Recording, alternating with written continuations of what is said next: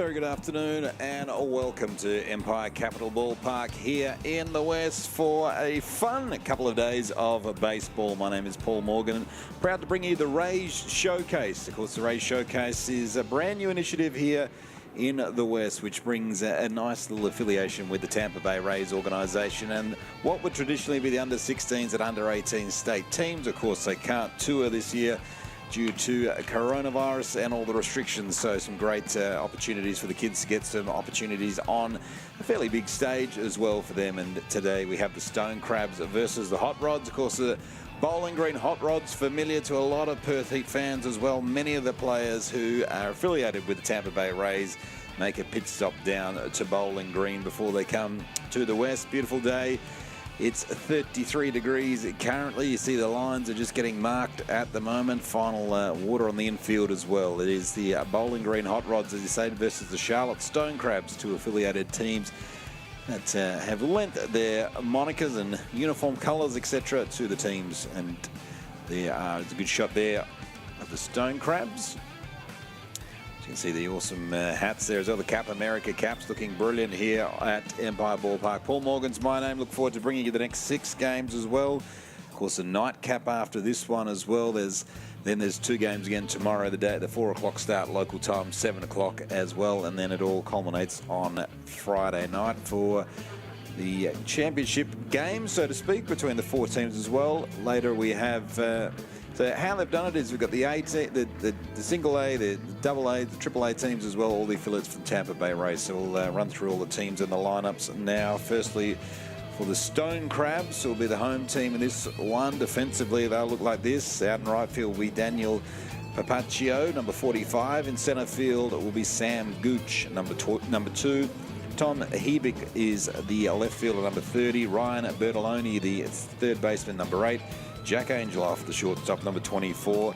Ida Samukano, the second baseman, number 4. George Clavelli, number 27, the first baseman. Riley Hall on the hill, and Carlos Salas behind the dish for the Stone Crabs.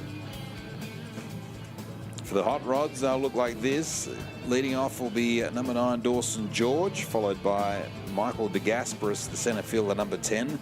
Maybe Jackson Stivey, the designated hitter, number 40. Tane Batcham, the catcher, number 60, will be batting cleanup, number 4. Boston Foot batting, number 5. Number 23, the first baseman. And be Tyler Houston, the third baseman, number 62, batting 6. Riley Ozan, he is batting 7th, the second baseman. Rowan Edmonds, the left fielder, number 16, batting 8th. And Jesse Nereltis, the right fielder, number 41. Cruz Brendan, the starting pitcher, number 32. As we're almost underway. On the bench starting for Stone Crabs, we have Aidan Branch, Jacob DeVilliers, Campbell Froud and Nicholas Davis. For the Hot Rods, Jack Angel, Taj Egan, Xavier Fatai and Macklin Berry. So good opportunity for the kiddos today. Paul Morgan's my name. Simon Isons will be joining me in the night game. Of course, Simon, best in the business colour man. He'll be telling us, and has a lot to do, a lot of involvement with junior baseball here in the West as well. So Simon will be able to give us an expert take on everything that's going on this week, because we'll have a few people float in as well. We'll hopefully have Mark Pettit come in, who's got a lot to do with it as well. I was talking to Adam Korcher early. Also, it's got plenty to do with this program, and Dean White's been in here, who put it all together with Lockie Dale. They were in the booth just before the game as well. So it's been a successful weekend. Kiddos, what they're trying to replicate is a little bit like spring training. So the kiddos get here at 7:30 in the morning, have the breakfast, have lunch, and today they'll have dinner as well. So it's sort of just getting them ready for the next level. From here, these kids are around, most of them are 15 years old, 15, 16 years of age. So they're still high school kids on school holidays, obviously. Looking to kind of develop their baseball to the next level, to sort of stay within those state programs, these high performance programs as well. And obviously the next step is you either go to the Heat or you go the college route, which a few of these kids, I'm sure, no doubt, will go that way. And hopefully, fingers crossed, out of this showcase, and maybe a little later on tonight we'll get, maybe by the end of the showcase, we may have someone signed to the Tampa Bay Rays as well, which would be an amazing outcome for the Rays Showcase. Almost set for baseball here.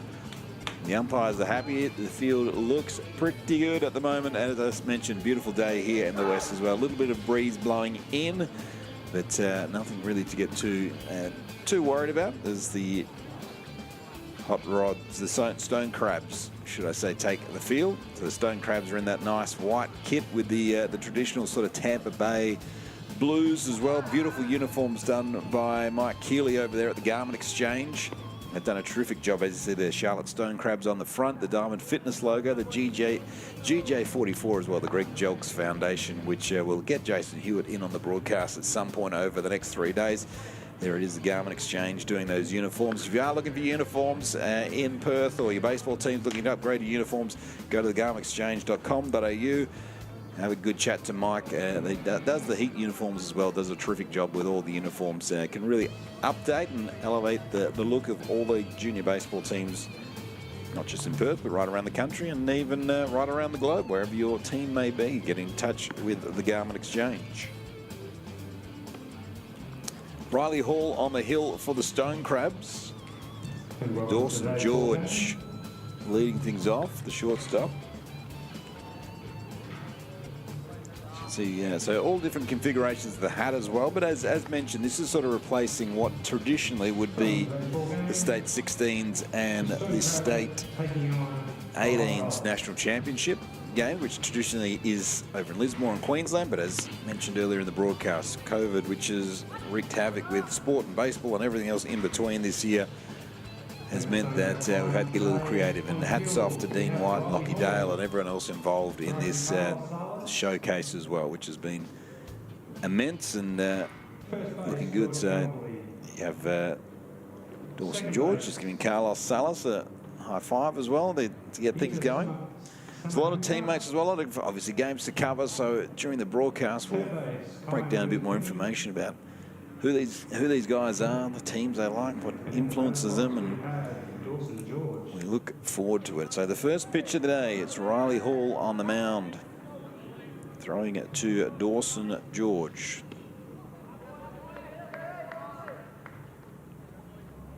First pitch gets past Salas. Just checking there, having a few issues with the radar gun earlier, so I just want to see if they've got that up and running now. They do. 72 mile an hour from Hall.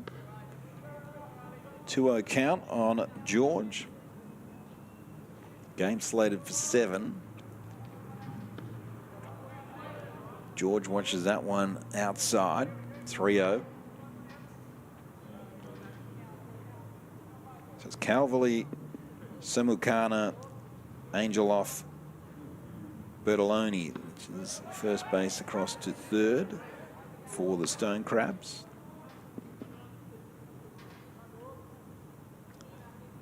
And for a pitch for a strike for Riley, and swing it down the third base line. It looks like it's fair. It is, and George is going to head to second.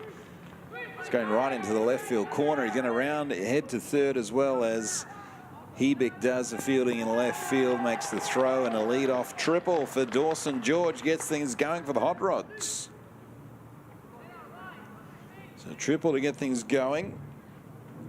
As you can see there, just stayed inside that third base line and got the afterburners on. The ball got away, took a hop off the fence there for Hebick out in left field. That'll bring Michael DeGasperis. He's got an opportunity to drive in a run. That one's going to get past Salas, and coming in to score, sliding in to score is Dawson George. So on the wild pitch, scores the run. Hot Rods go up 1-0.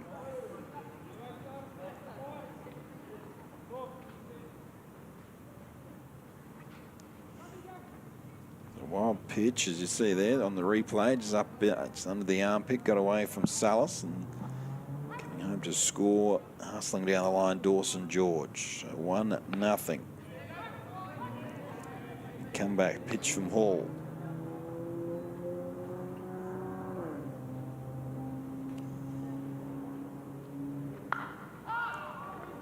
He's in high in the air, the second baseman, Samukana, going out, making the catch. First out, nice catch by Samukana. Now batting, number 40, Jackson Starvey now. His brother's hopefully going to be in action for the Heat in the hubs. Maddox Starvey for the Perth Heat. Hopefully makes his ABL debut. Of course, the Heat back in action tomorrow over in Adelaide.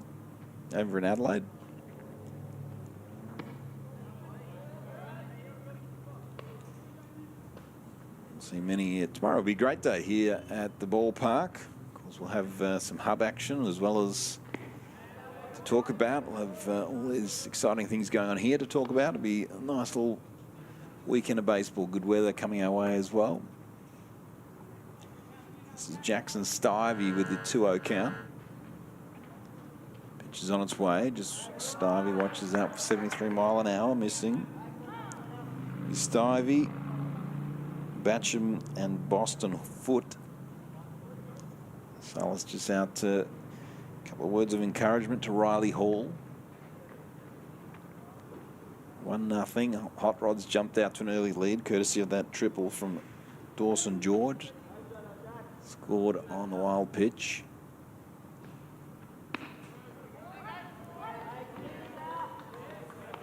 Three-one count. That one's down the middle for strike one, 3-1.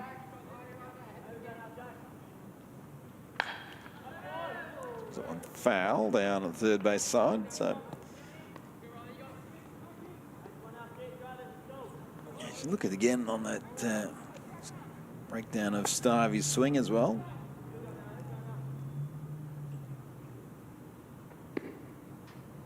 What's missing is Starvey draws a walk. So one out. Starvey goes to first. Tane Batcham, catcher, comes to the plate. I love that Bowling Greens logo. Love it. Also the Stone Crabs. Love those minor league logos as well. You see those pop up, the great graphics, and the best in the business. The Showscreen crew doing a fantastic job.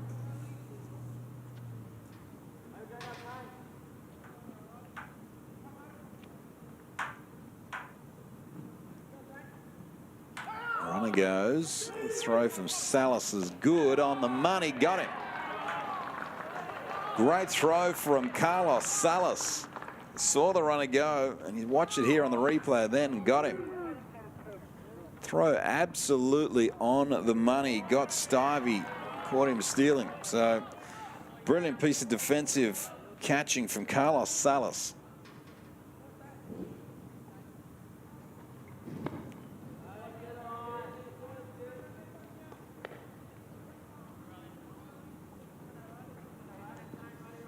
Tane Batcham now works a 2-1 count.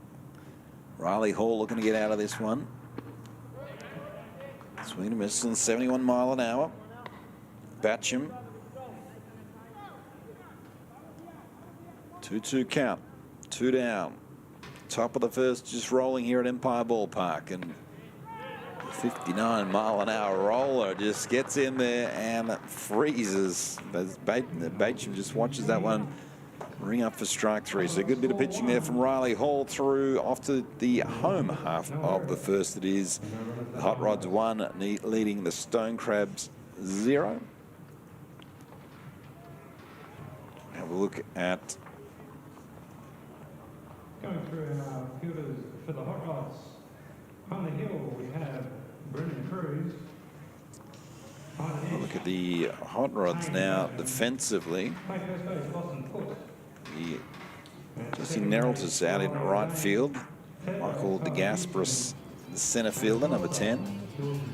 Rowan Edmonds, the left fielder, number 16. Tyler Houston, the third baseman. Dawson George, the shortstop. Riley Ozan, second baseman. Boston Foot over at first. Tane Batcham have to get the catcher's gear on. He's behind the plate. And Cruz Brendan, there he is there. Cruz on the hill.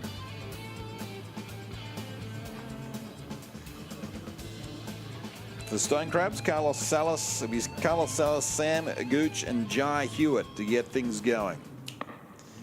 Salas, Gooch, and Hewitt, followed by Angeloff, Calvary. It'll be the first 5 for the Stone Crabs. followed by Daniel Papaccio, Kyan Bettaloni, Isamu Kana, about 8th. Tom Hebick, about 9th. For the Stone Crabs, just watching Cruz Brendan get some work in. Looks like he's topping out to around 73 to 75 in his workout routine.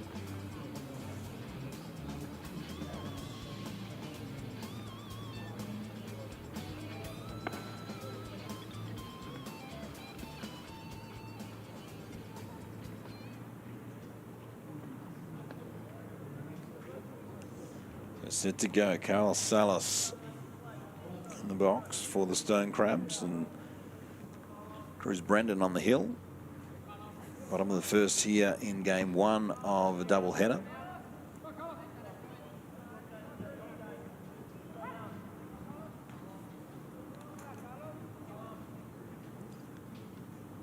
First pitch from Brendan is sent to left field, 74 miles an hour. The left field Edmonds coming in, making the catch. Nice catch out there from Rowan Edmonds. First one out, first down.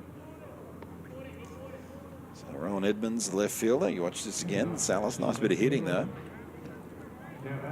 Edmonds makes a nice play out there in left field as well. So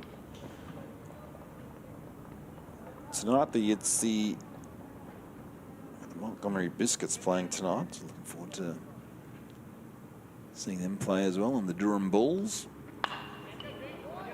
Hit up the middle from Sam Gooch. Dawson George comes across. Can't make the play, but Sam Gooch arrives on first. Sam Gooch on first base. Now batting number 66, Jai Hewitt. Bit of heads up running from Gooch as Jai Hewitt comes out to bat now wearing 66.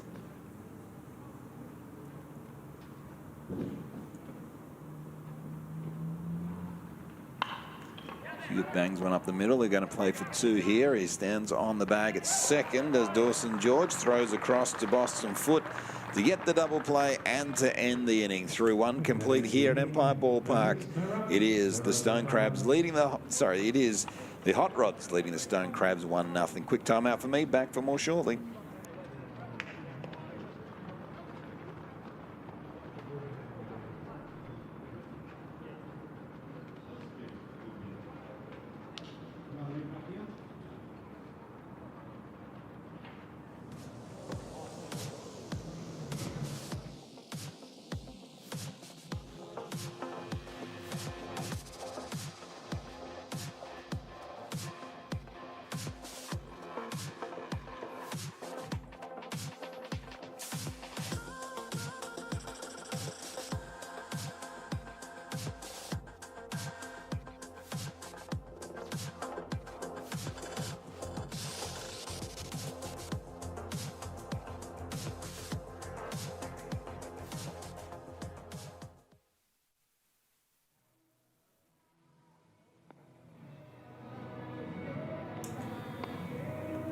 We're back to Empire Ballpark. Paul Morgan's my name. Thanks for joining us here on Wednesday afternoon. Just gone 4:15 local time.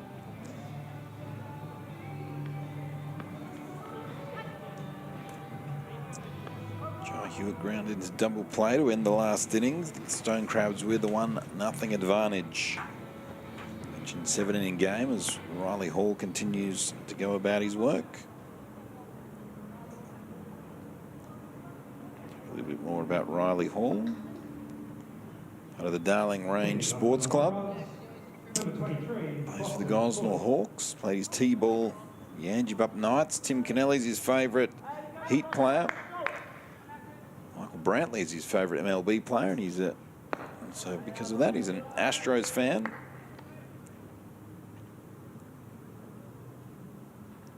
Dream for him is to.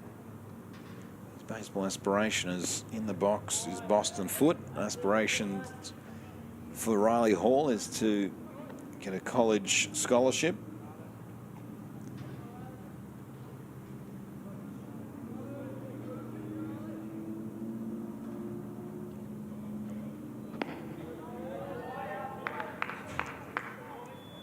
Baseball role models Mike Trout.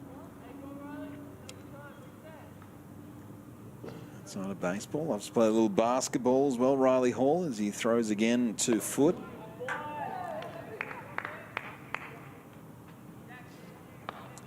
Foot will head down to first base.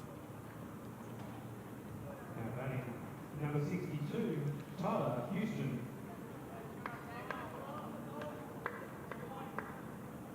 Wrapping up a couple more tidbits on Riley Hall. Favourite TV show Scrubs. Man of good taste. Sour cream and chives. His favourite Pringles flavour. He's a fan of the sushi train. Tyler Houston now up to bat. First offering from Houston. His foot speeds a second, but have to go back to first. So that one's fouled off.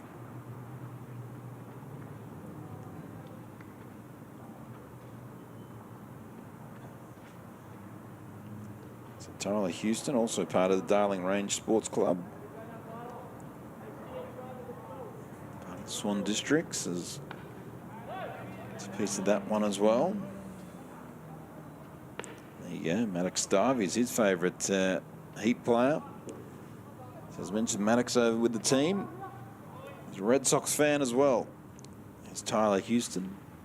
Might be an Astros fan, but Ian Salas just bobbles out one, heads down to second base to Boston Foot.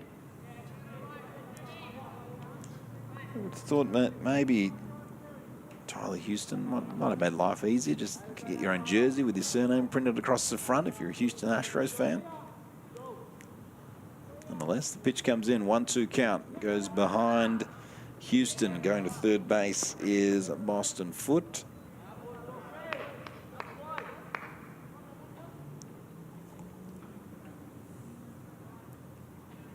While we're going with my logic of Houston, let's just have a look if Boston Foot is Boston Foot is indeed a Boston Red Sox fan.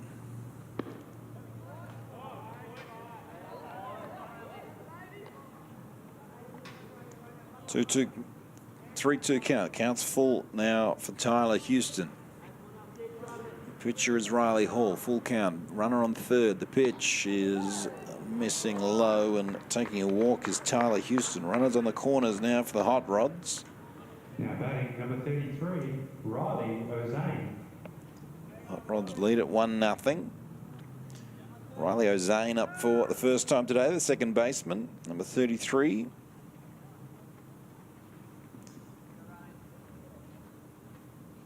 Heading back to Mazenod College. Get another one part of the Swan Districts team is Salas. Weighs up his options in the end, holds the ball as Houston heads to second.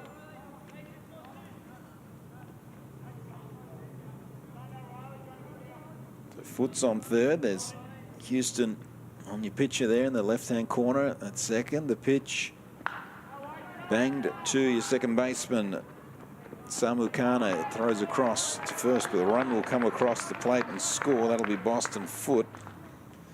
Boston Foot scores. Now batting number 16, Ron Edmonds. So Zane's out at first, but as mentioned, gets the run, so 2-0 now. Bringing up Rowan Edmonds.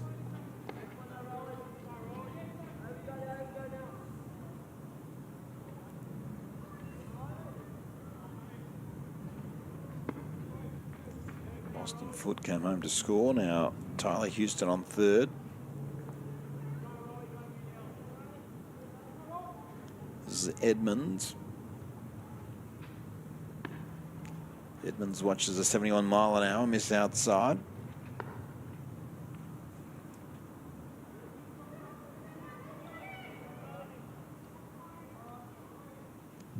Edmonds also part of Swan Districts as hits that one. I think it's going to land safely, as it's going to land in between, right where the first baseman, second baseman, and right fielder jumped on it, but it all landed in the dead middle of the three of them. Coming home to score is Tyler Houston, and the Hot Rods jump out to a 3-0 lead, courtesy of that Well, it's perfectly chip shot into right field.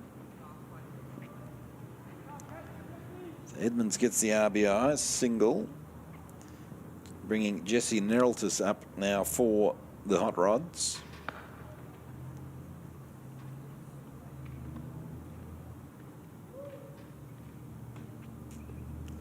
One out, top of the second.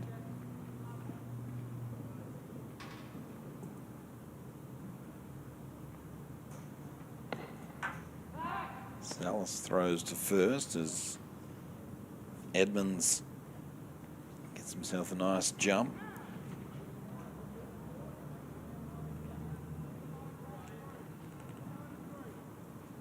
Coming out to have a conference is Carlos Salas and Riley Hall having a chat on the mound. As Nereltis will get back into his thing, part of the Darling Range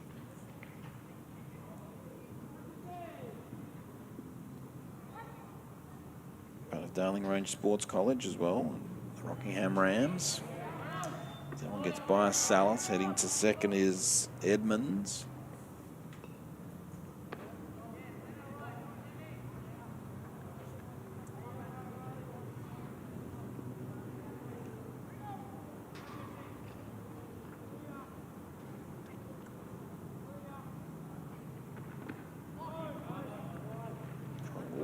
Is Nereltis runners on first and second now, one down. Top second, back to the top of the card. Dawson George for the second time today. So it'll be George and Gasparis after George, and Stivey then is coming out to have a chat. I'm not sure if we're going to have a pitching change. We're just going to have a chat here.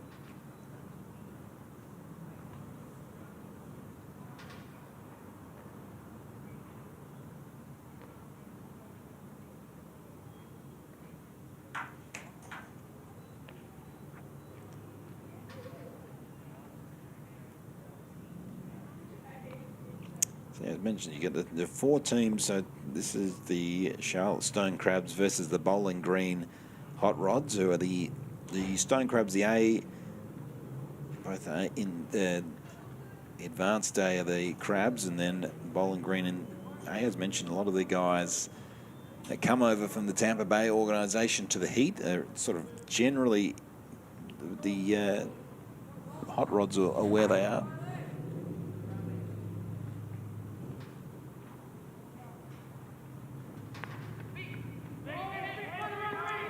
Good to see some people involved as well, as Salas might get himself an opportunity here to get an out at third. Good throw from Salas, sliding in and out at third base.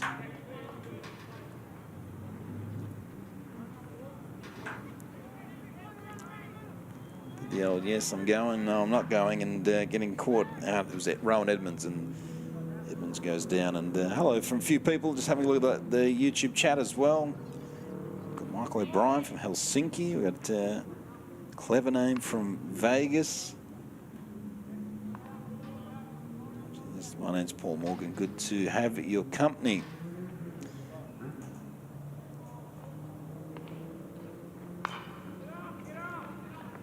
It's bang to Bertoloni, who throws across the diamond. Nice play from third baseman Ryan Bertoloni. Throws across to George Calvary, and down go the Hot Rods. Not before they grab a couple off to the home half of the second. It is the Bowling Green Hot Rods 3 leading Stone Crabs 0.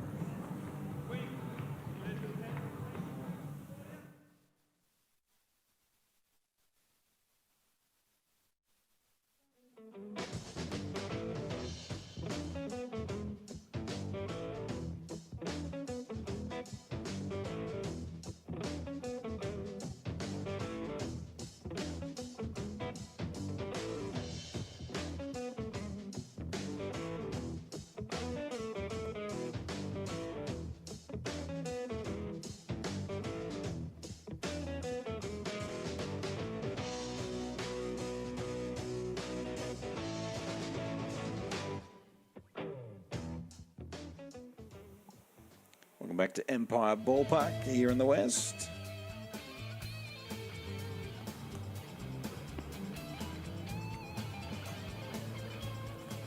Paul Morgan's my name. Good to have your company here. The hot rods and the stone crabs. Good question on YouTube as well from Michael O'Brien.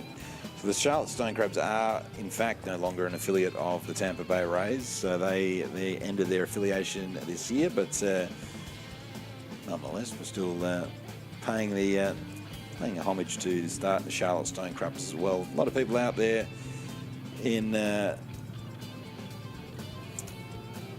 stone crab land. There's a great article actually on the stone crabs who sort of obviously had to change their affiliation, and a lot of people a lot of fans got to rush down there to Charlotte Sports Park and grab some memorabilia to remember these Charlotte Stone Crabs, who are no longer an affiliate, but for the point of this showcase they are to us, is that first pitch offering from Cruz Brendan is right into the left arm of Jack Angeloff. And Angeloff might have himself a little mark tomorrow, as you watch here from Cruz Brendan, and that one just got him just above the hip, so just in the back there. So take the wind out of his sails for a minute, Jack Angeloff.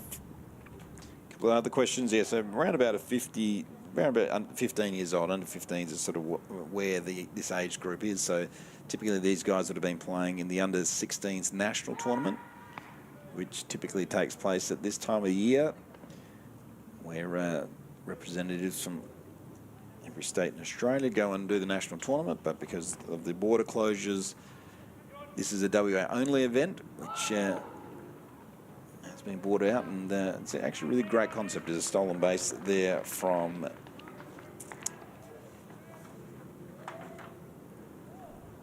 Angeloff. That's my place. Is George Calvary, should I say Calvary? I will definitely screw up a couple of names along the way today. Is that bat, the first baseman? So yeah, so this was born out of the idea of we still want guys from Western Australia the opportunities to get their at-bats, the opportunities to play tournament-style baseball as well. People like Jason Hewitt and the Greg Jelks Foundation come on board as sponsors, Diamond Fitness as well, and the uniforms, Garment Exchange come on board and sort of helped out there as well, and got this tournament off the ground. And you would think this is here to stay. Maybe depending on what happens in that national tournament, but you would think this is here to stay. That one's hit high and deep to centre field, but Michael DeGasperis gets under it, makes the catch, tagging at second and heading to third. Is Angeloff. It's a beautiful bit of hitting from Calverley.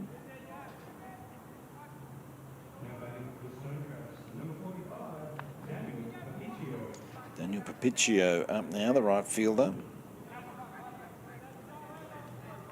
As you can see, Angeloff there just scoots down to third base. So the Stone Crabs looking to get their first run of the game.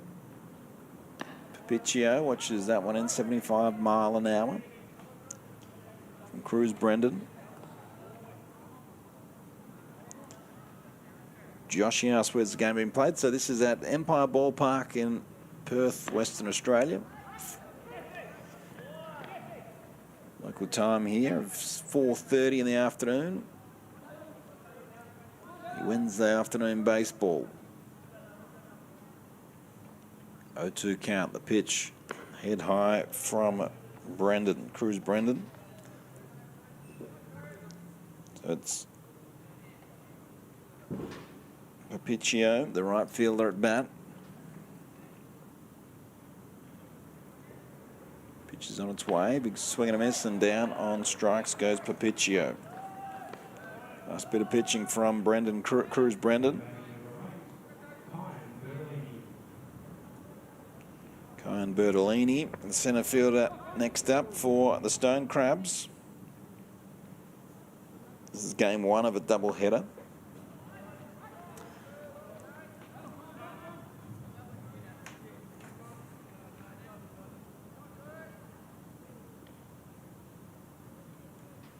Double-header that will involve neither one of these teams, should I say. In the next game, as that one's hit to third base, gets past Tyler Houston. The fielding is Dawson George. Wild throw will send Bertolini to second. Stone Crabs get a run as well as Angeloff comes home to score.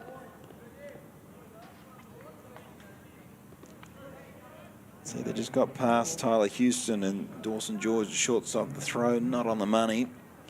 But a heads up running from Bertolini, but Angeloff was on third, come home to score. So Bertolini finds himself on second. Itasamu Kana up to bat now for the Stone Crabs.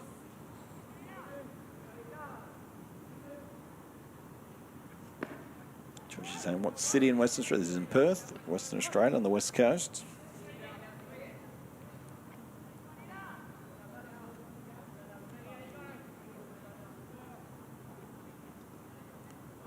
Two down for the Stone Crabs.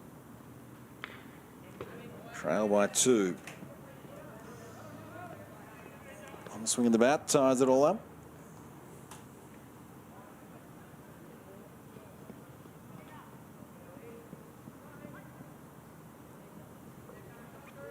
Good to have your company out there on YouTube, or if you're watching it on replay.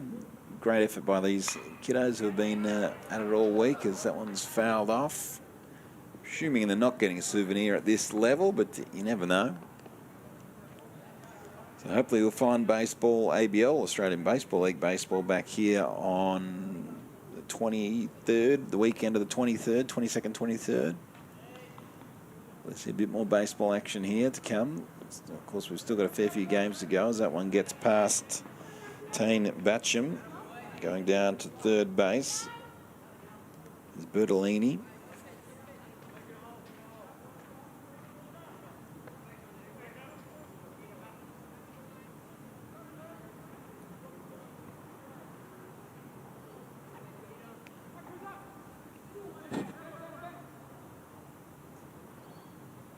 Samukana. The pitch from Brendan. High and got him. 75 mile an hour, got him. Upstairs, and that will do. We're through 2 complete here at Empire Ballpark in Perth, Western Australia. It is the Stone Crabs trailing the Hot Rods. The Hot Rods lead this one 3-1. Quick time out from me in the booth. I'm back for more shortly.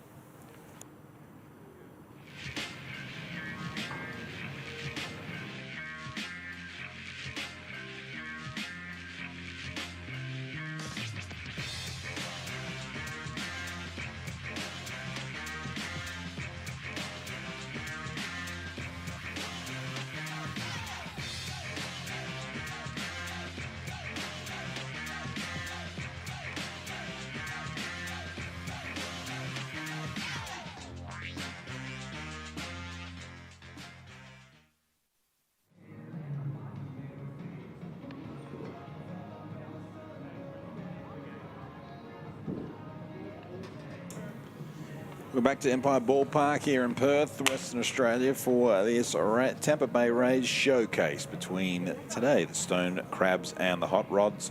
We've got the Montgomery Biscuits coming up later against the Durham Bulls. Of course, all these kids are not yet officially affiliated to the Tampa Bay Rays. So the Rays have an affiliation with the Perth Heat, the ABL baseball, the Australian Baseball League team as well. So what the Rays have done in partnership with Baseball WA have allowed, given the nod to the guys here to use the affiliated names of the Tampa Bay Rays and turn it into a Rays showcase, which is well received by everyone. And this pitching change for the Stone Crabs will be Jacob De Villiers on the hill now for the Stone Crabs. So the first pitching change of the game. I'll tell you a little bit more about Jacob De Villiers. So De Villiers goes to school at John 23rd. He's one of the Wembley Magpies. Played T-ball in America. His favourite Heat player is Ford Proctor. So Ford Proctor, part of the Tampa Bay Rays. He's an Astros fan with Jose Altuve. His favourite player is Michael DeGasperis. We'll lead things off for the Hot Rods. It'll be DeGasperis, Stivey and Batcham.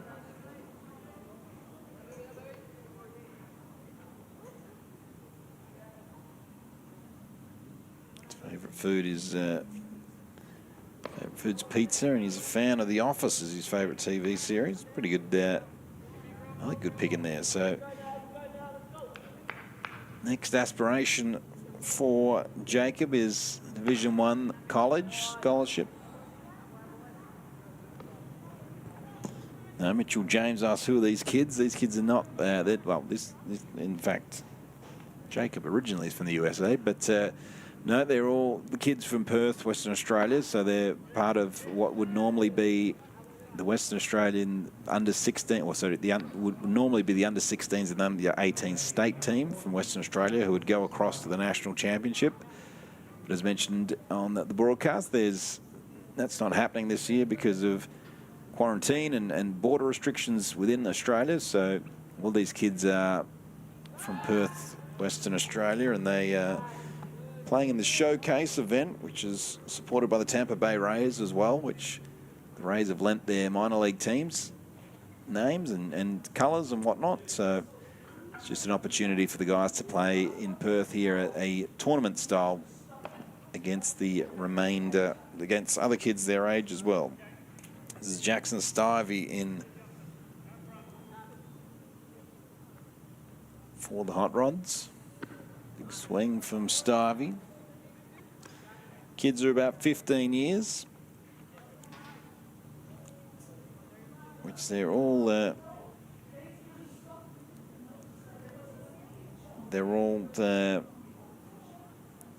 born somewhere either between from 2006, 2005 in this game. Good bit of heads up running by DeGasperis.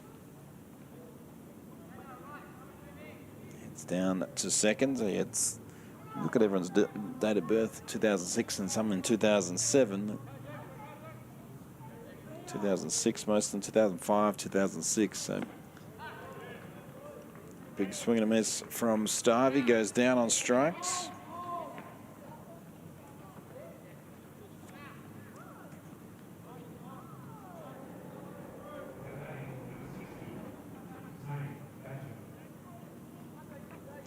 Tane Batcham, 60 now up to bat, the catcher.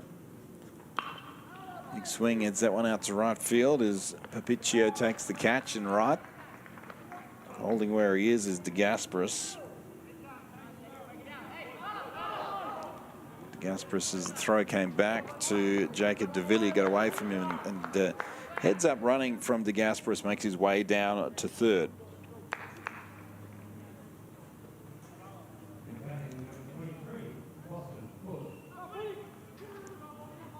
Boston Foot next up to bat. So the next kids coming up in the next game are sort of 16, 17-year-olds. Most of the kids 14, 15 in this game. So Boston Foot got hit by a pitch in his last at bat. Like what the lefty De Villiers got as he goes again at tipping 68 mile an hour. Footy is yelling out in the box. DeGasperis on third for the Hot Rods. The pitch is high and missing.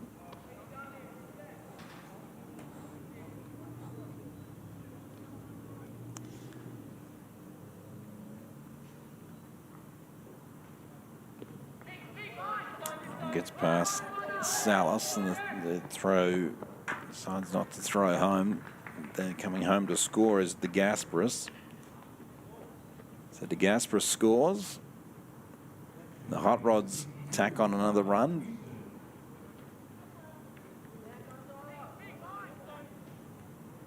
It was ball four, but coming home to this DeGasperis there, got a bit of heads up running.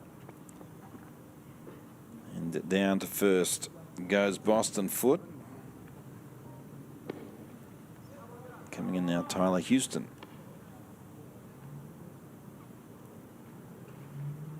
Mitchell James asked why they're playing in minor league looking uniform. So we'll tell you in a second as that one's chopped down to third. Bertolini makes a great play. He's been really good at third base, has Ryan Bertolini. He's been sensational there at third. Makes the throw across and down go the Hot Rods. Answer the question from Mitchell James. Why are they playing in minor league uniforms? It is first time this has ever happened here in Perth, in Western Australia. It is the Tampa Bay Rays Showcase. So all these kids, again, are in between under 16s and under 18s, but they are, because it's part of the Tampa Bay Rays, endorsed by the Tampa Bay Rays as well. The Tampa Bay Rays, everyone thought it'd be a good idea of how you divide the 4 teams up here in Perth. We thought rather than giving them, traditionally you might call them the Demons, the Phantoms, the Mud Hens, whatever you may call it. Why not make the affiliation to Tampa Bay a bit a bit better for everyone involved? So at the time, we know Charlotte no longer an affiliate partner, but thought it was the Charlotte Stone Crabs, the Montgomery Biscuits, the Bowling Green Hot Rods, and the Durham Bulls was how they would make the colours, make the uniforms, and it looks great, looks sensational. It's a great concept, great initiative, and hopefully around the country this will be something that happens more often. Pitch and change by the look of it for the Hot Rods now. Xavier Fatai coming on to pitch for the Hot Rods.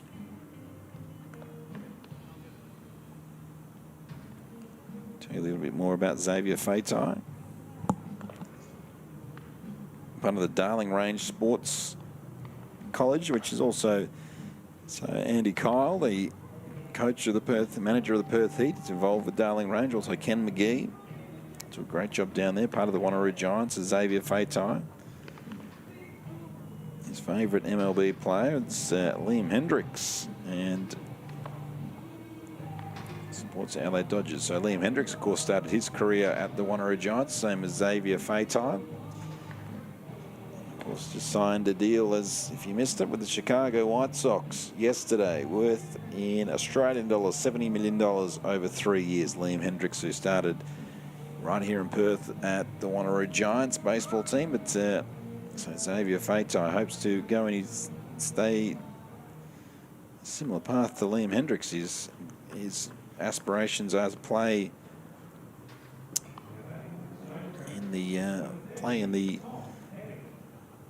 for professional baseball, and he got to play in the IL World Series as well, which is awesome for Xavier Fatai.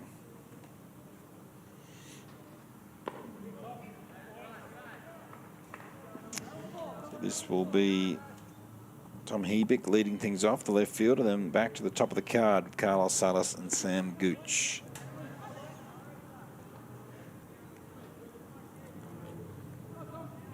.67 mile an hour, that last offering from Fatai. Throws again and fouled off.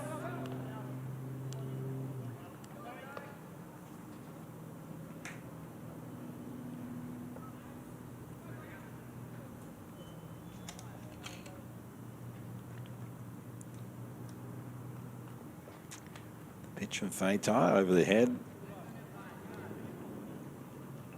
of Hebick.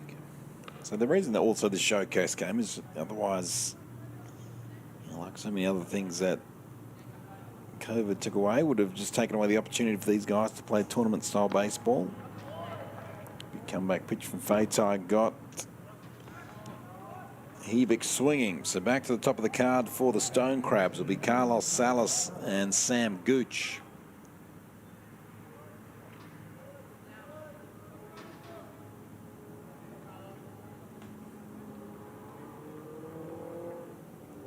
Josh Kennelly is the manager of the Hot Rods, so he'll be happy.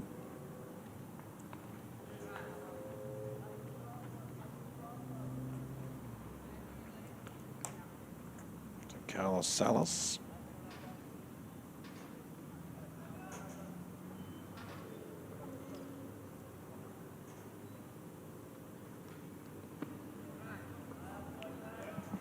Salvador Perez is his favourite player. Major League Baseball. You see the great shot there of Xavier Fatai. Of course, later in the nightcap, we'll have Simon Isons up here who'll be able to break down everyone's pitching action and give an expert insight. 7 o'clock, the nightcap game.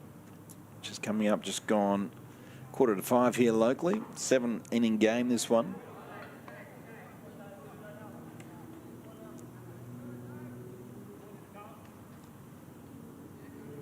Carlos Salas, favourite player. The heat, it says Alan D. San Miguel. That one's headed up and coming in as Boston Foot, and ball falls short in foul territory for Boston Foot.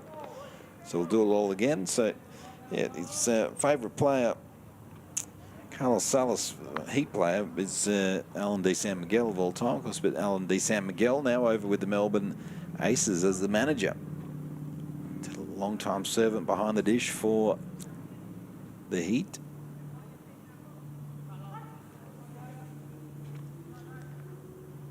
Fake tires pitch offering, big swing and a miss from Carlos Salas. Count full now. One down, bottom of the third here at Empire Ballpark. It's located out in corner of Rowe Highway and Nicholson Road in Canning Vale, Thornley. One that bounces, and Salas is off to the races. Draws himself a walk. Sam Gooch next up for the Stone Crabs. I'm going to assume that Salas will run on the first pitch. He's got speed, Carlos Salas. Sam Gooch, the centre fielder, got himself a base hit last time.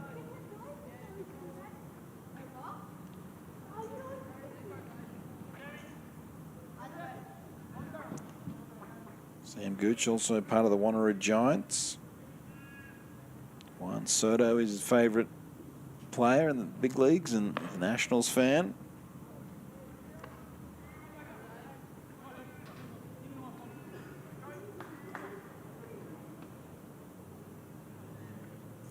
Role model's Derek Jeter.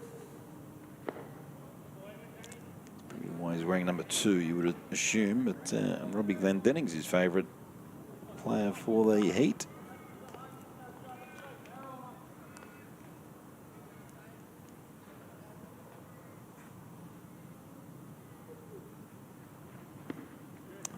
Inside from Fay Time.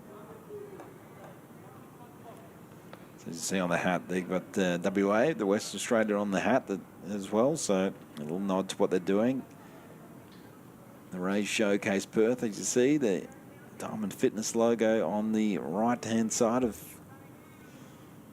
Xavier Faytai's jersey there as he throws again. That one is missing, draws a walk. So back-to-back walks for the Stone Crabs, getting something going as Jai Hewitt comes up to bat.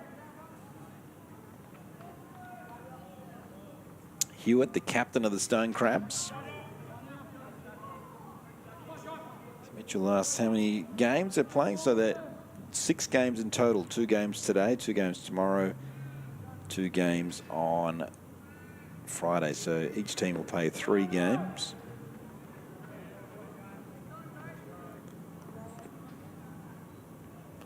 Tonight it's the Durham Bulls up against the Montgomery Biscuits.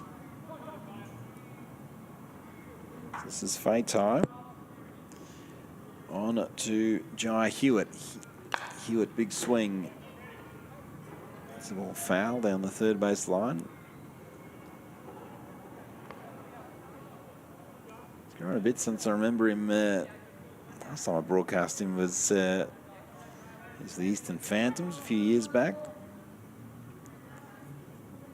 Taller since then. His dad, Jason Hewitt, of course, a legend of Perth Heat, an Olympian for Australia as well, as hits that one high and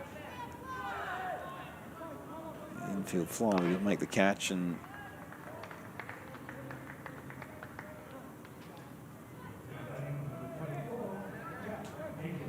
it's a nice catch by Dawson George. So Jason Hewitt rounding it off is also part of the Greg Jelks Foundation.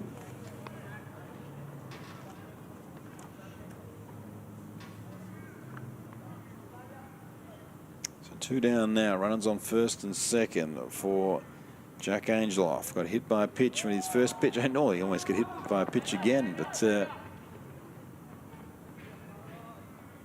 let's go to second and third.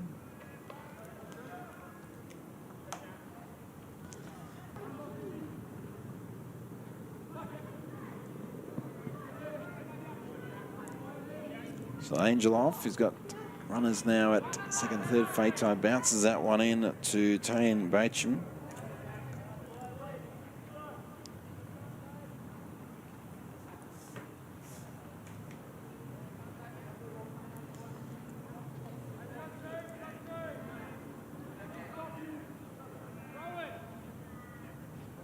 Rob Glendinning out there as well. Not sure he's over there in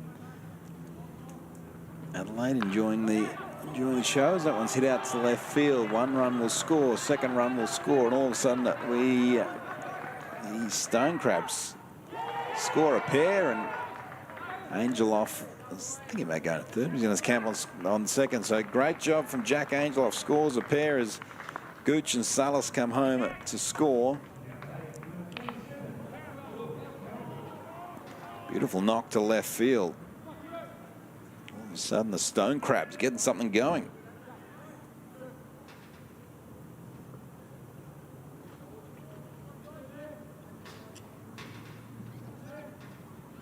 So his double scores two, Angeloff and George Calvary up next.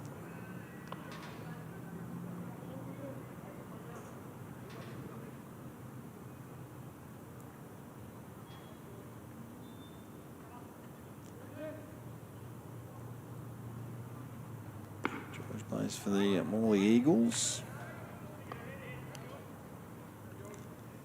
Chris Bryant, his favourite big leaguer. Jesse Williams, his favourite heat player.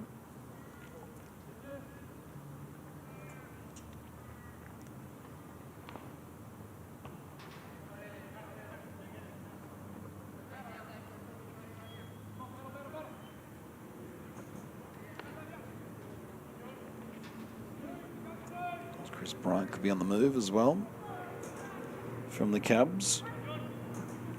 He's a Cubs fan as well. George Calverley as Angeloff heads down to third. The Stone Crabs grabbed a couple.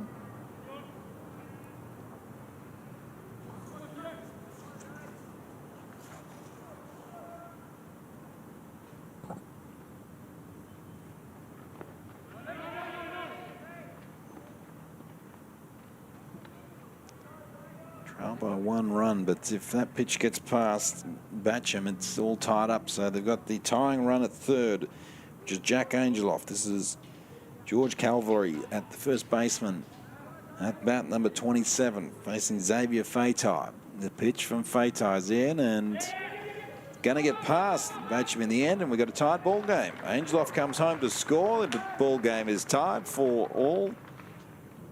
The wild pitch scores the run.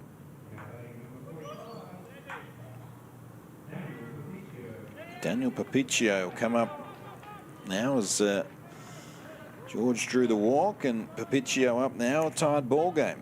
It's a brand new ball game here at Empire Park, ballpark in the West, as pitching coach is coming out to have a chat to Xavier Fatai.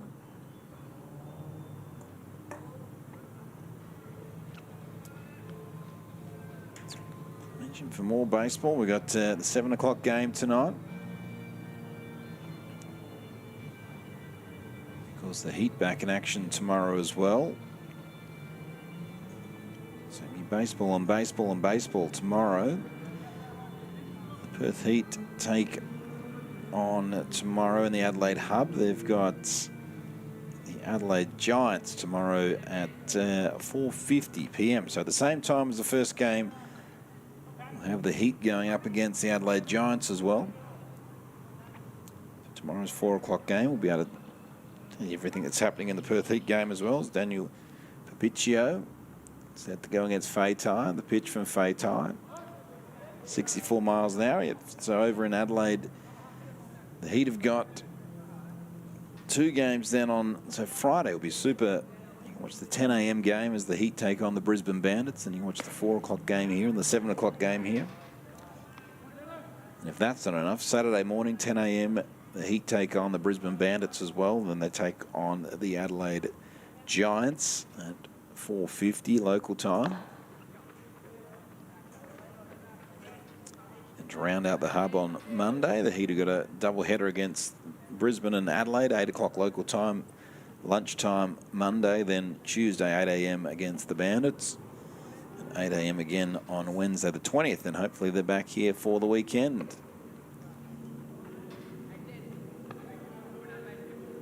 Daniel Papiccio.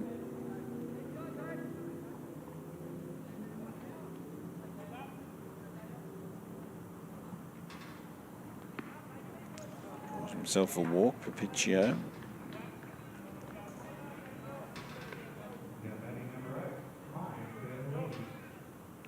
Bertolini's up now, Kyan Bertolini. Was on first and second. Yeah, interesting point Michael O'Brien makes with the success of Liam Hendricks. And it's unfortunate here, and that it just doesn't get the media attention that probably the Hendricks signing deserves. $70 million over 3 years is absolutely nothing to sneeze at, and you know, it's more than AFL. It's pretty much more than their entire team and then some per season. So it's phenomenal achievement from Liam Hendricks. It's not necessarily the money, it's just the stature that he has in the game. He's, you know, regarded as one of the world's best pitchers now, one of the world's best closers and relievers. So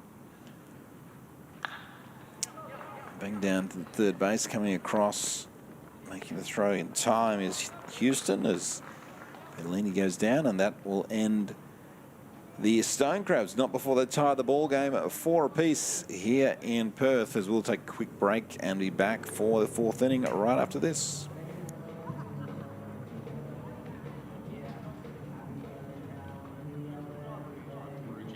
We are honored to support the MVP, Golden Arm, and Hitting Award for the Perth Showcase in January. I have great memories from my time in Australia while playing in the 2000 Olympics in Sydney. The fans were great, and I know you'll represent the game well.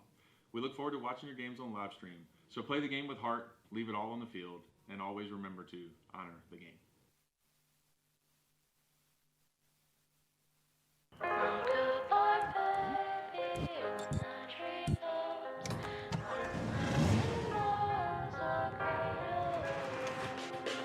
Wake up, or you might miss the one. Night call, early bird gets the burn. Treetops, where the wind blows by. Rooftops, for the night. Shut eye, but your dreams don't sleep. Don't stop when your dreams ain't sweet. Break free from the 5-day week. Rockabye, rock a baby.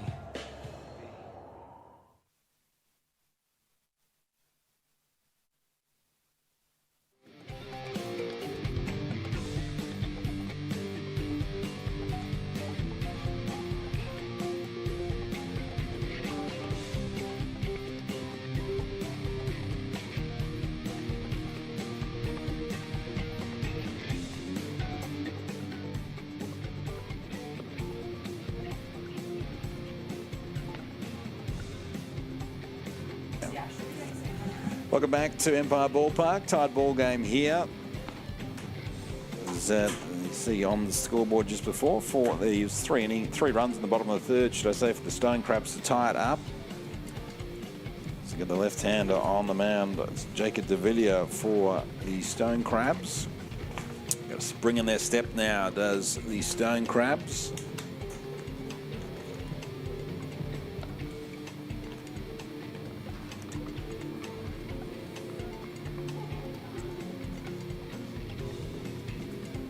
Rods will look to hit back. Maybe Riley O'Zane, Rowan Edmonds and Jesse Nereltis get things going for the Hot Rods.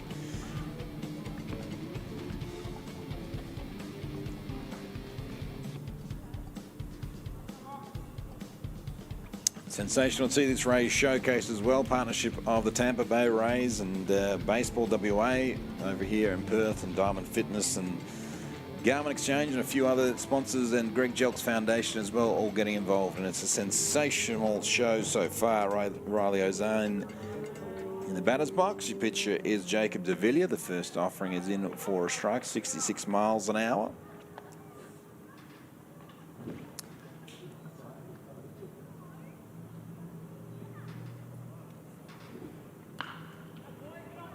Second baseman Samu Kana does a great job there. Throw across to first in time and gets him. But great job from Itasamu Kana there, the second baseman.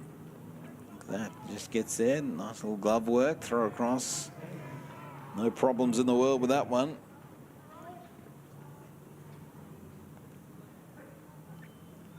Bring you Rowan Edmonds, Rowie as they call him.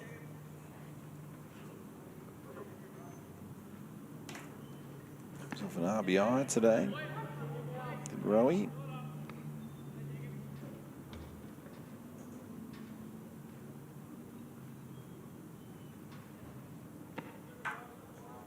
Swan Districts.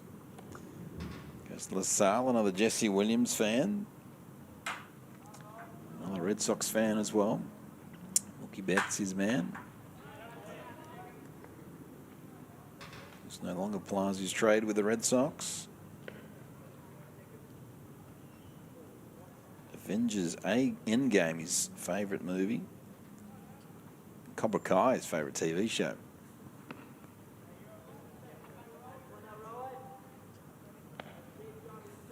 Kai just rolling out season 3. Netflix, good show, the old Cobra Kai. If you're thinking about watching something, Michael Gorman's over there just waking up in New York on the YouTube chat, so he'll Cobra Kai, give it a run on Netflix. He's drawing a walk, lead-off walk is Rowan Edmonds.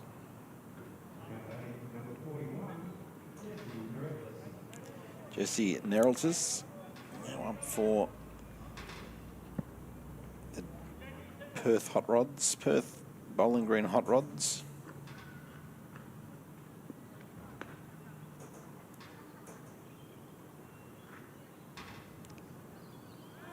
Rockingham Rams, part of the Darling Range program as well.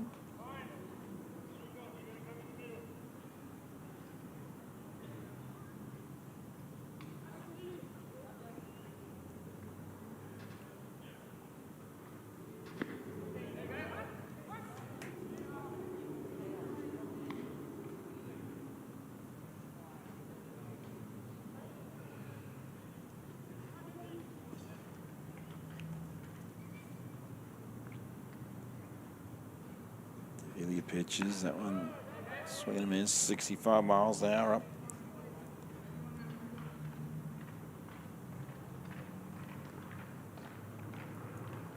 So Edmonds getting a good lead. You see there, Edmonds in your picture there, getting a good lead at first.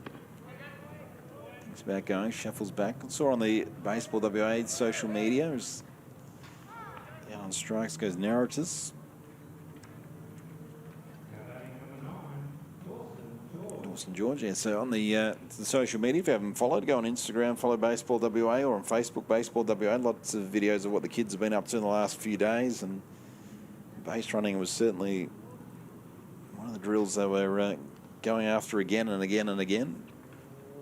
So this is to mirror spring training. The kids out here, 15 years old, 15, 16 years old, 14, 15, 16. I think the youngest is 14, 15, 16. They're all get here at 7:30 in the morning and put a day's work in, have breakfast here, have lunch here with their teammates, train, practice, hit, run, strength and conditioning as well for all the kids, and the future of baseball in Western Australia.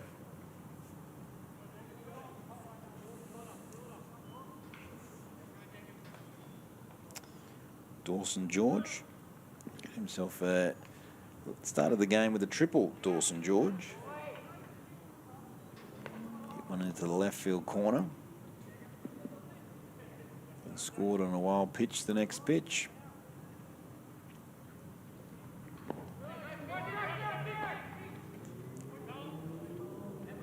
1-2 count now on George. 2 down. Good work from Jacob de Villiers. Through as quick as possible. Stay hot. Been pressed in de Villiers. There he is there on your shot. Lefty runner goes. Bangs that one to Bertolini, who's been great at third base. Throws across in time.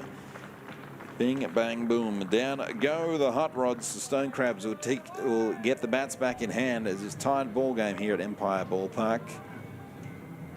Beautiful throw there from Ryan Bertolini. Some great work over at third base today by all the guys. Been impressed by all the infielders so far as we are off to the home half of the fourth. Tied ball game. Paul Morgan's my name. Thanks for your company. I'll take a quick time out between innings and back for more baseball right after this.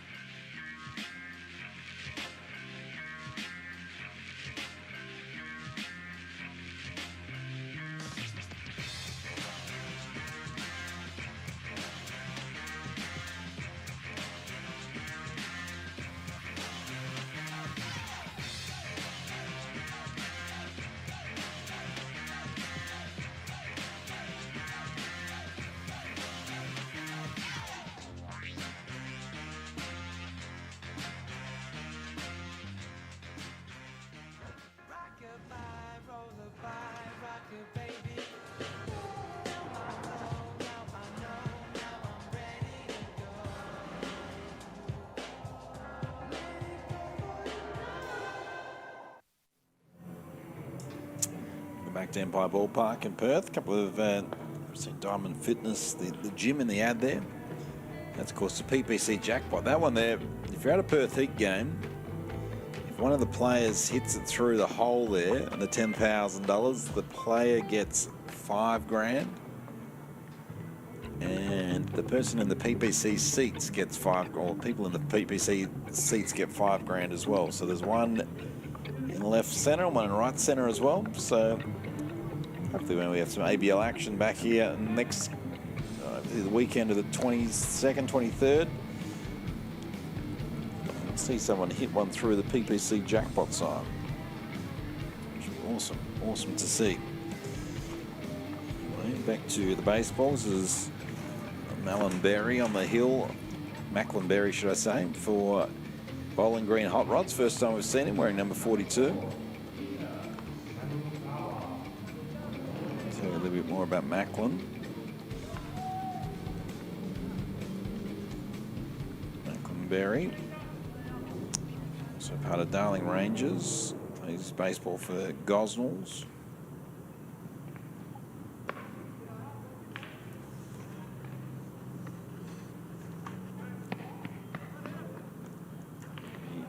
Samu Kawa, should I say, for the Stone Crabs. This plays for Gosnells. Macklin Berry. Liam Hendricks is his favourite MLB player. He's an A's fan as well. Moneyball's his favourite movie, Simpson's favourite TV show, loves collecting cards. Ichiro Suzuki is his player he models himself on the most.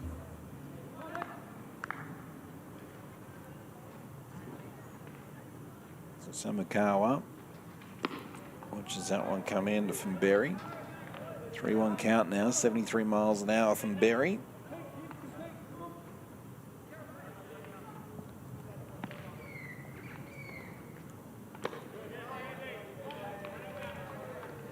Is outside, so Samukawa draws a walk, bringing Tom Hebbick up to bat. To be Hebbick, then back to the top of the card, Carlos Salas. Samukawa thinks about going on the first. Trots back to first and inside on Hebbick. It's Macklin Berry. Macklin Berry flies in again, 73 mile an hour, right down row highway for a strike.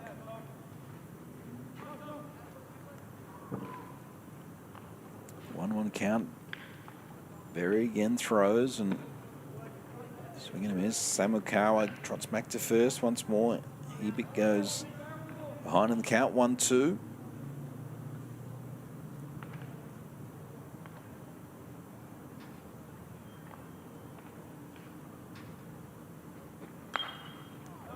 one's almost, I reckon that's in the broadcast booth. It's going to go close. Oh, it's just missed. That one, that foul ball was an inch away from coming into the broadcast booth, but just fell short. So almost got my first catch for the season, but there it is. It's fallen into the dugout there.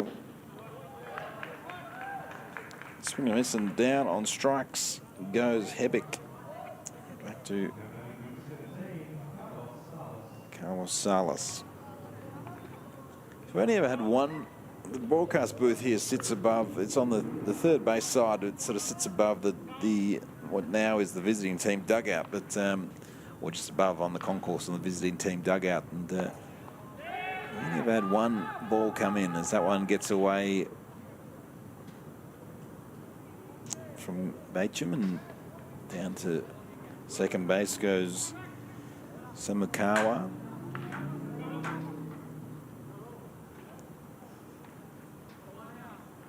The Sydney Blue Sox Perth Heat Series ball flew in.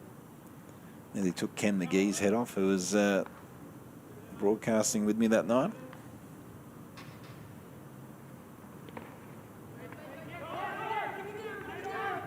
Samukawa shows that speed.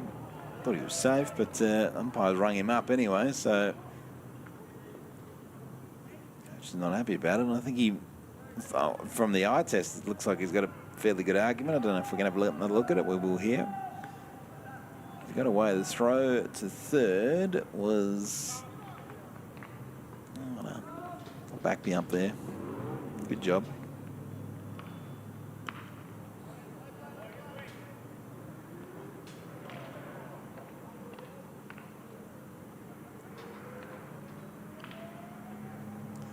Meanwhile, back at the baseball, Salas 2-1 count on him. 2 down.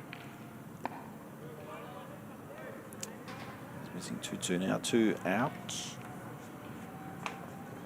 Sorry, 3-1 should I say. 3-1, 2 down. Michael O'Brien chiming in. Yet was Ichiro a good role model? Certainly was. Certainly still is. Salas draws a walk. Back-to-back walks for Salas. Sam Gooch drew a walk his last at bat as well.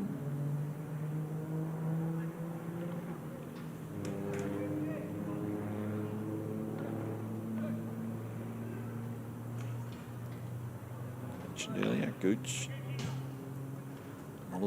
It's inspirations Derek Jeter, running the 2 as well.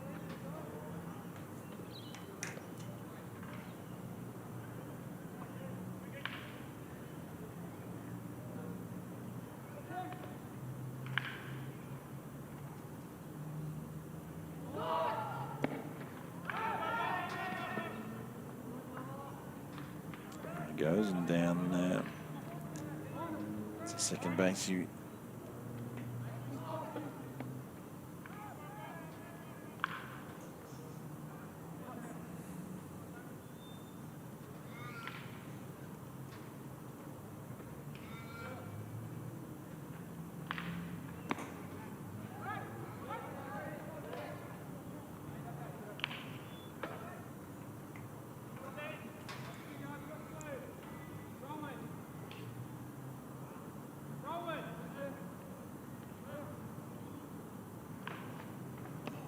Comes in, just misses down to third base.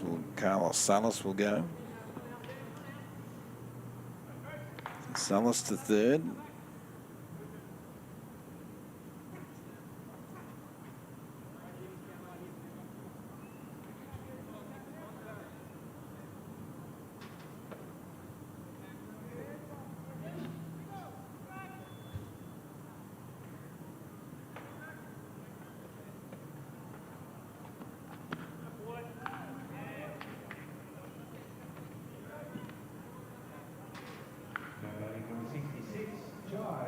Jai Hewitt comes back out, so as it was last time, Gooch draws a walk and runners in the corners for the Stone Crabs.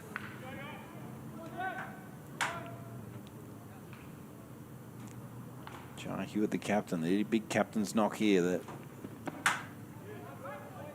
Missing, but certainly hustling down that third base line. It's Carlos Salas.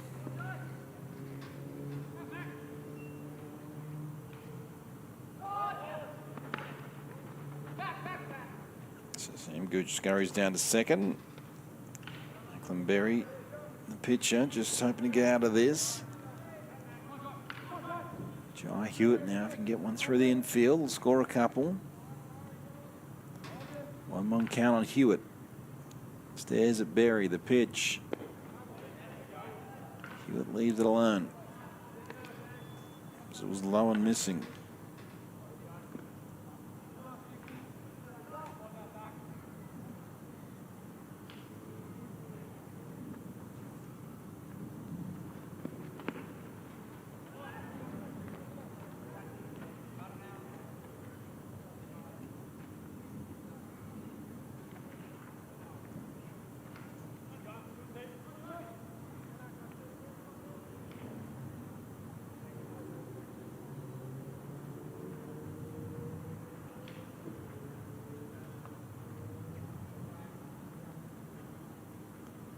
Once again, 3-1 count for Hewitt as the conference between Batcham and Berry is complete.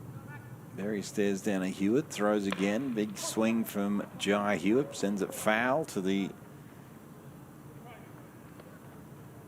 right field bleachers, right field grandstand, the new grandstand.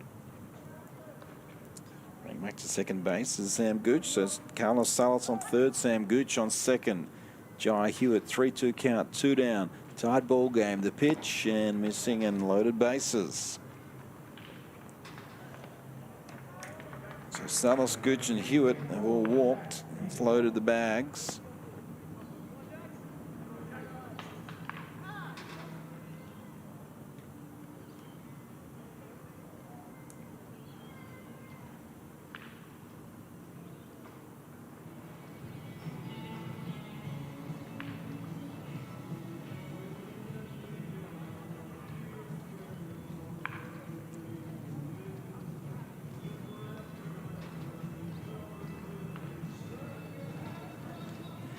Conference now, so as mentioned, bases loaded now. So it's tied ball game. We've got another game coming up at 7 o'clock tonight, so another game. Stick around for that one as well. It'll be on a similar link to what you're watching this one on. Simon Arsons will be in the booth with me to break down that game between the 16, 17-year-olds, since he'll be representing the Durham Bulls and the Montgomery Biscuits. So bases loaded for Jack Angeloff. He scored a couple with his last at bat. Got hit by a pitch before that. Looks like he's going to score a couple here as well. But coming in to make the catch is Jesse Nerrell. Can't do it. So gets out of a bases loaded jam, does Macklin Berry, and that will do. We'll be all tied up as we're through 4. Back for more shortly. Quick time out here from the booth.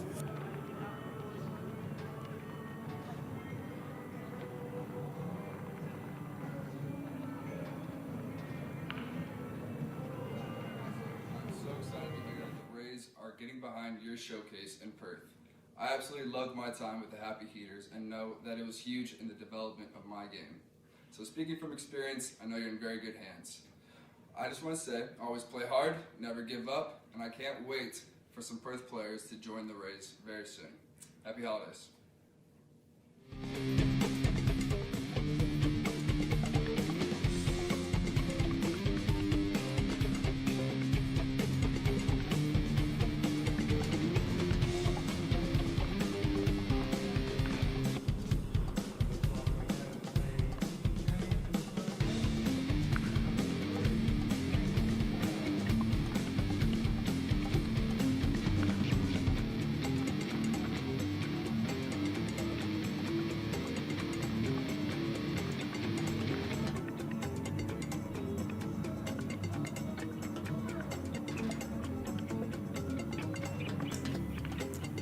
Back to Empire Ballpark here in Perth as we've got the WA Tampa Bay Rays showcase. You saw a Tampa Bay Ray in the ad break there, Mikey Brousseau.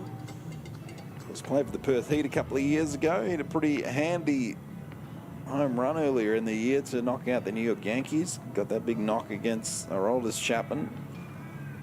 That helped the Tampa Bay Rays eventually move on to the World Series.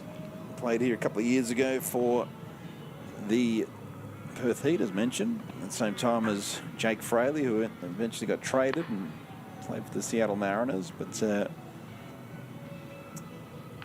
it's incredible when he played down here, Mike Brosseau, and just nice guy to boot as well. So incredible stuff that he watching his journey go up to the Rays, and as mentioned, then if you haven't seen it, make sure you have a look at that home run he hit off Aroldis Chapman, which of course was extra.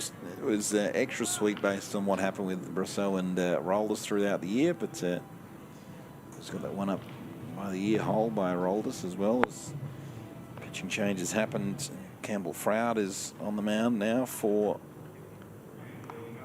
the Stone Crabs.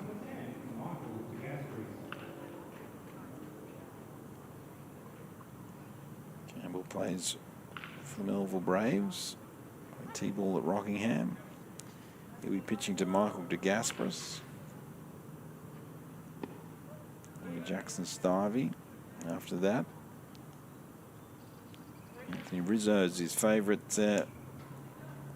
player is Campbell Froud. He's a Cubbies fan. Fan of the Spag Bowl. Benchwarmers is his favourite movie.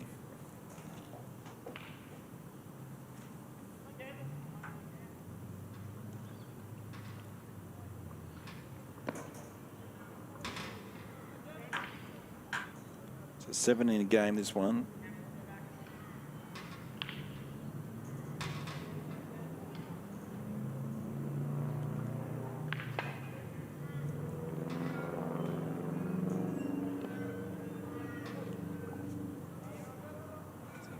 Draws a walk to Gasparis. Now batting number 40, Jackson Stivey now drew a walk last time as well to Gasparis. He's got speed as well, so you don't want to put him on the base path. Stivey behind him, maybe Tane Batcham.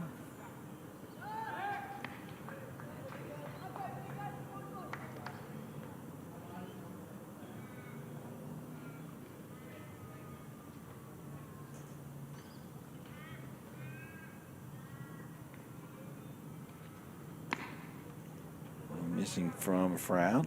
Campbell Froud on the mound.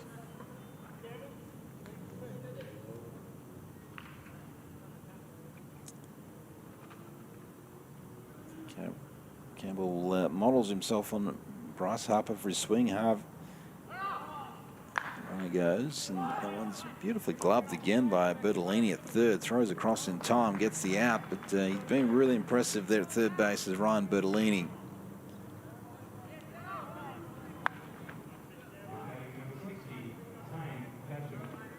Super stuff, but Harvey Baez for his glove work and Rizzo for his sportsmanship and charity is the pitcher Campbell Froud, who he models himself on. This is Tane Batcham.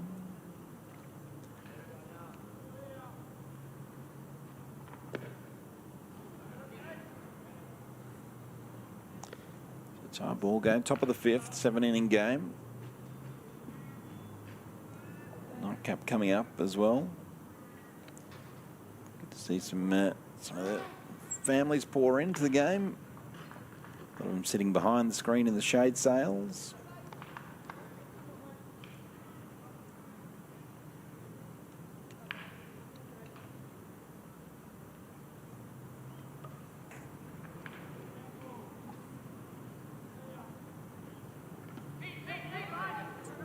This is heading to third, so now the big opportunity to break this game open. Get ahead again. 3-1 at one point. The Hot Rods. To Gasparis. So it's 4-1. They led at one point. Then 3 runs scored. In the bottom of the third. Behind the Stone Crabs. Tied it up. There's a run in the top of the first, 2 in the top of the second, so they led 3-0.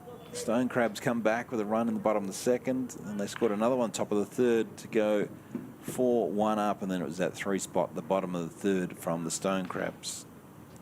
The Batcham swings and hits it high up in the air, and Samu Kawa coming up and makes the catch, the second baseman.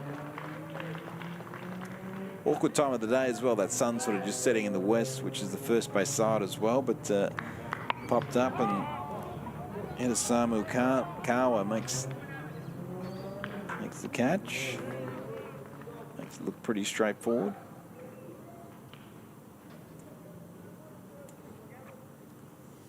Let's bring in Boston Foot. Foot in the box has got DeGasperis down on third base. Just wants to get something through the infield, get the lead. Campbell Froud, the pitcher, throws the first offering in.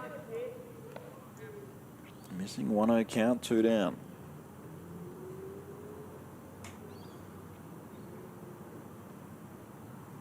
It's a real awkward time of the day when the sun's kind of in the broadcast booth as well, so to get shade somehow, but 2-0 counts. That one's in the dirt as well.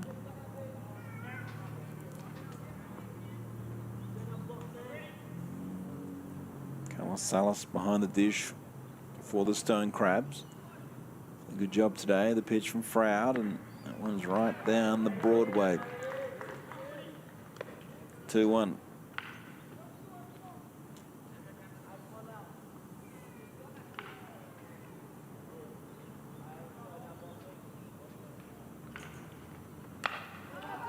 It's high to centre field. It's going to get... Oh, no, it's not. It's in the end. Sam Gooch gets himself a nice position, makes the catch. And that will do. The Hot Rods lead a man stranded at third. We'll head to the home half of the fifth. It is all tied here at Empire Ballpark between the Stone Crabs and the Hot Rods. Quick timeout, back for more shortly.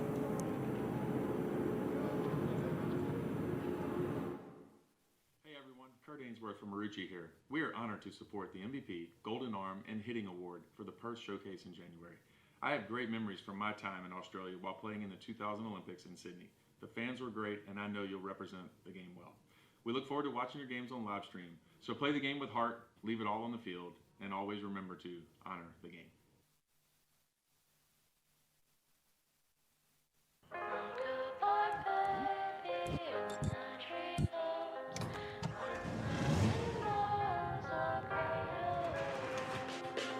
Wake up, or you might miss the one.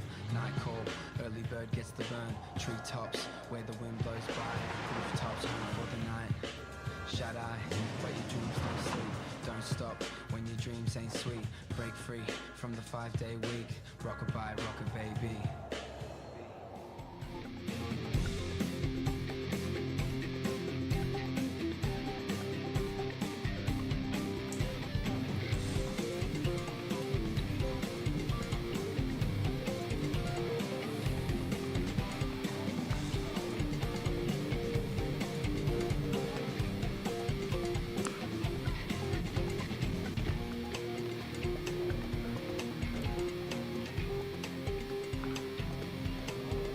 Welcome back to Empire Ballpark. Paul Morgan's my name. Thanks for your company here on a Wednesday afternoon for the WA State Baseball Tampa Bay Rays Showcase today between all players based here in Perth, the Stone Crabs and the Hot Rods, and Macklin Berry on the hill for the Hot Rods at the moment.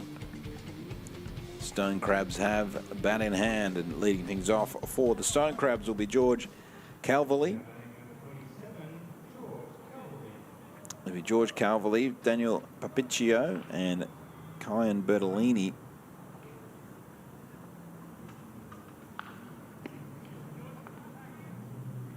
First offering from Berry in the dirt. So 2 innings to go. So this is where you just want to, the Stone Crabs just want to put a bit of scoreboard pressure on here. Calverley will work the count. Berry trying to avoid that lead-off walk, and that one's now gone 3-0.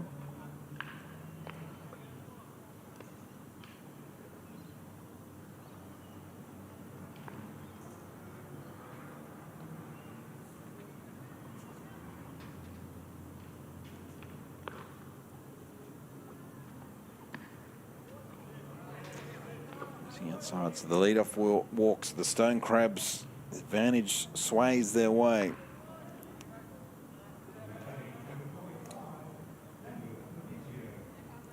Daniel Papiccio drew a walk in his last at-bat. What can he do here? He's got his mate George Calvary on first base. Papiccio, this is the first offering from Berry. High and missing from Berry, 69 mile an hour.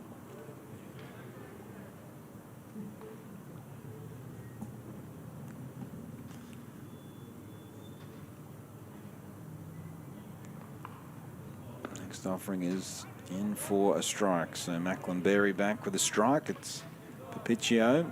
Kine Bertolini waits on deck.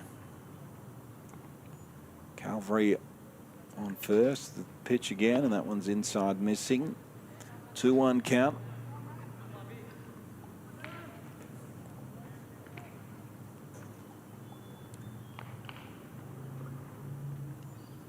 Stairs run at first. Kicks, gets set, throws, and that one is banged into the left field. So base hit. Now to Edmonds in left field. Base hit for Papiccio.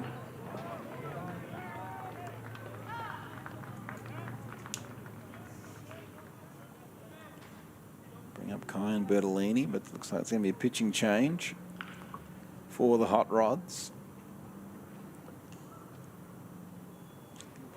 Possibly Taj Egan.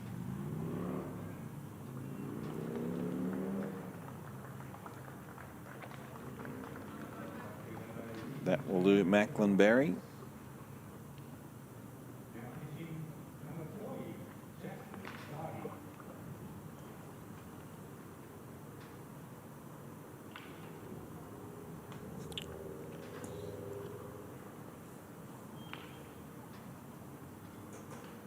For you here, bring up all the details. So now pitching is number 40.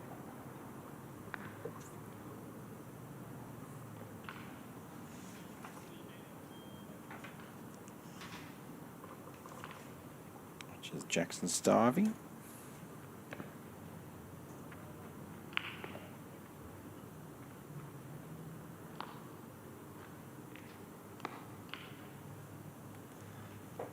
As mentioned, his brother hopefully be in action for the Heat. Maddox Starvey over in Adelaide in the next couple of days. This is Jackson Starvey. So Jackson Starvey, part of the Darling Range Sports as well. Plays for Swan Districts. Sammy Kennelly, his favourite Heat player. David Ortiz, his favourite big leaguer. Red Sox, his favourite team. Favourite movie is Bull Durham, and Cobra Kai, another one, is his favourite TV show. Fan of the ribs as well. So not sure actually the food situation here today. Whether I've seen Ramondo has been doing his work during the week. Ramondo, also the official caterer for the Heat, does some good ribs as well.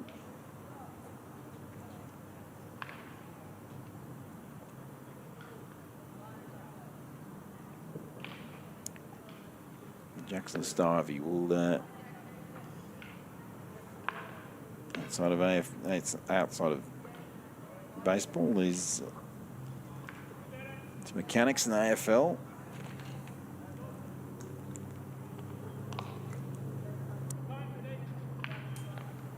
He will open against Kyan Bertolini. As I mentioned, Bertolini, been really impressed with him over at third base today.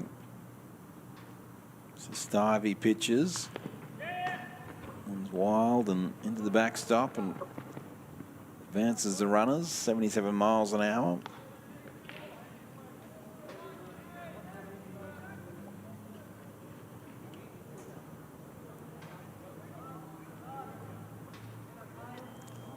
Just take a minute to settle here. Stivey.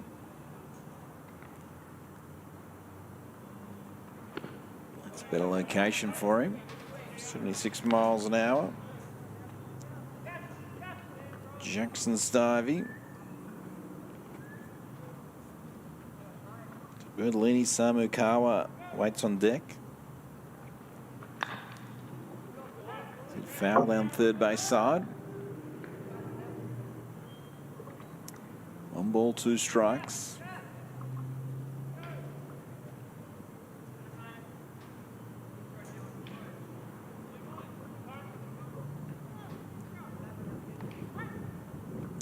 So George Calvary on third base. Daniel Papicchio on second. That one gets past Batcham. 2 balls, 2 strikes. Nobody out. Things cooking for the Stone Crabs.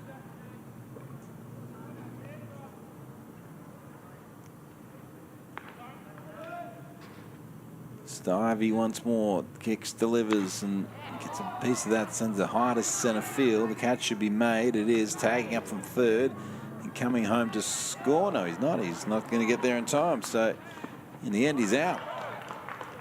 So, terrific throw out in centre from Michael De Gasperis. Was on the money. You see here, thought it got out there, thought it got enough of it to do some damage, but in the end, a terrific throw from De Gasperis home meant that George Calvary got halfway home and then realised he couldn't make it in time and to turn around, but all Batcham had to do was throw it across to Tyler Houston to get the out. So that's the first nice little double play in the end, which helps the cause of the Hot Rods big time as they looked in a little trouble there, but get the double play. Not the most normal double play, but hey, take it.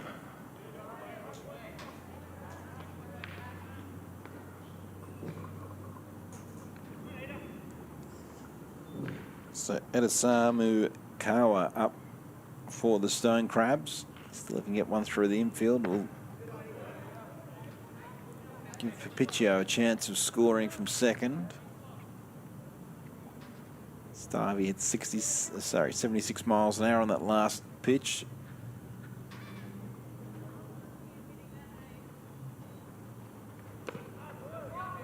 Outside, and Samukawa draws himself a walk.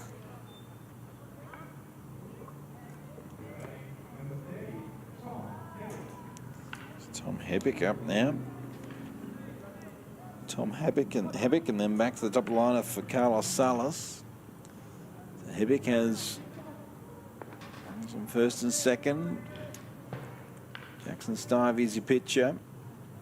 Kicks and delivers, and missing 76, and a snap throw first, which was good because Samukawa got a big jump, but he got back in time. But meanwhile, Papicchio has made his way from second to third. So runners on the corner now for the Stone Crabs.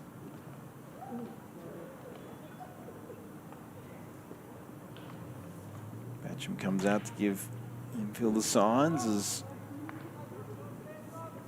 Papicchio wants to get that go-ahead run for the Stone Crabs. Big swinging a hit to right field, and making the catch is Jesse Neritis, and that will do the Stone Crabs. They leave a man stranded on third and also over in first. But we are through 5 complete here at Empire Ballpark in Perth, Western Australia. Tied up in 4. Back for the 6th inning. Quick timeout. Back right after this.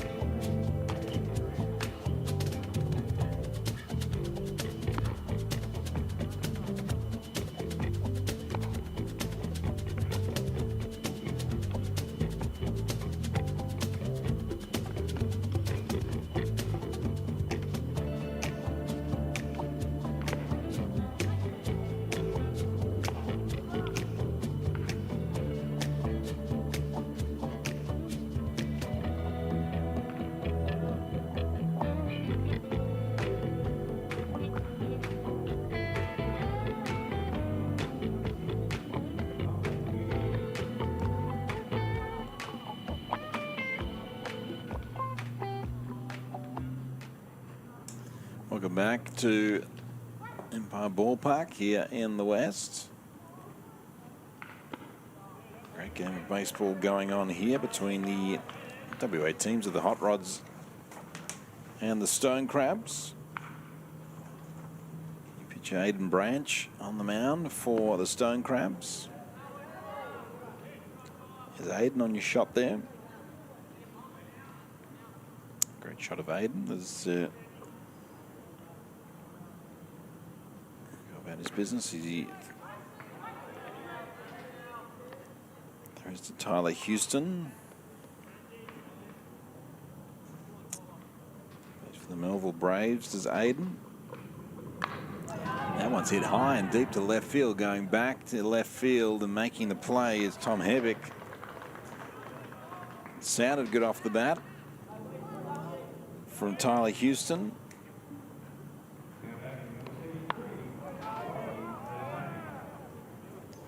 Leo Zane will come out next, but Aiden Branch, pitcher at the moment. Favourite, he plays Sammy Kennelly, part of those Melville Braves as well. Oh, was that? Hits him right in the back, so gets Riley O'Zane in between the shoulder blades and trots down to first. And Branch is a Dodgers fan. Cody Bellinger's his favourite player. Brooklyn Nine-Nine fan on the TV.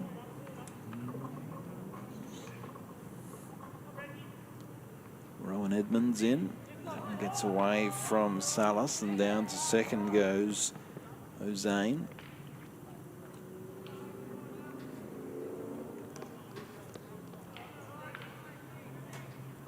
Aiden Branch. Next offering to Rowan Edmonds. 1 ball, no strike. Pitch missing. 2-0.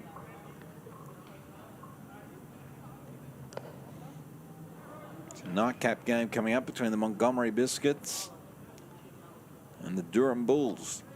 Talk about great movies. Durham Bulls has to be up there. Not Durham, Bull Durham, should I say.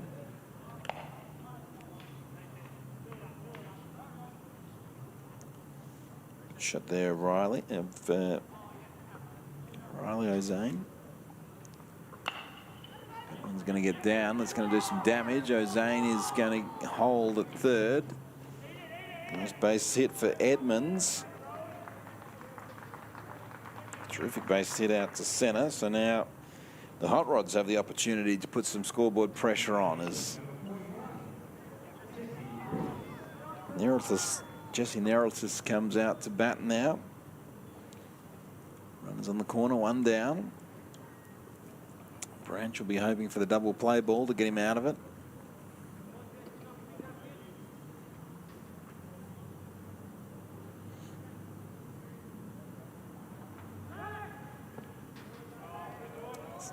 Throws back to first, but a piece of work over there by George Calvary because that was in the dirt, so he had to dig it out.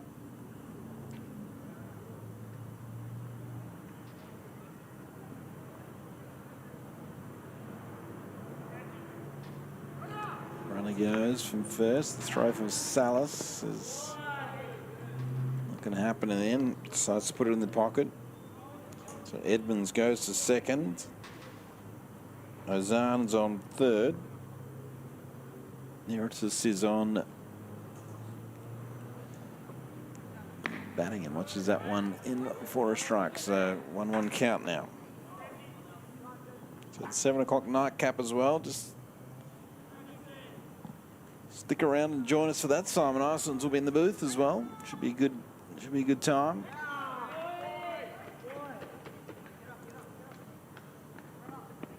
Borkser scores the run in the end. And it goes to third, so run scores.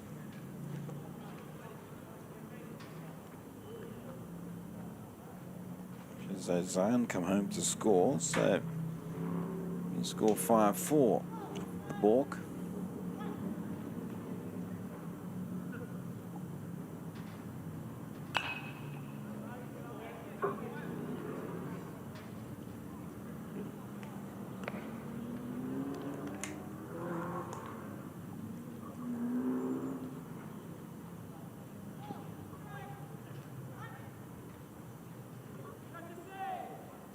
2 count the pitch. Houston's going to get away, score another run as hustling home, hustle, got there. Rowan Edmonds scores the run off the whole pitch, and they go ahead now 6-4. This is the Bowling Green Hot Rods, the Perth version of the Bowling Green Hot Rods.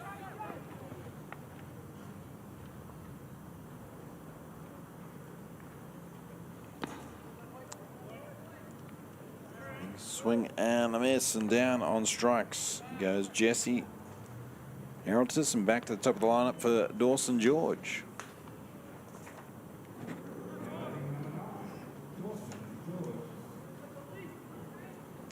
Dawson George.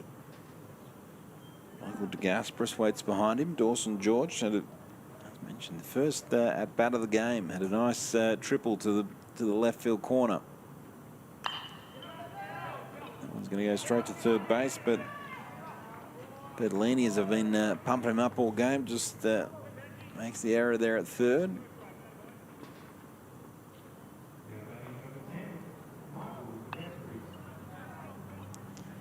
George will reach first, and Michael DeGasperis will come up now for the Hot Rods.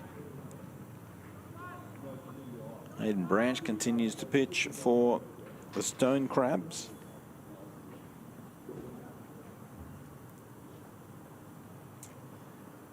Gasperis assesses the field, squares up and gets set to go, and the pitch from Branch is in for a strike. 70 miles an hour from Aiden Branch.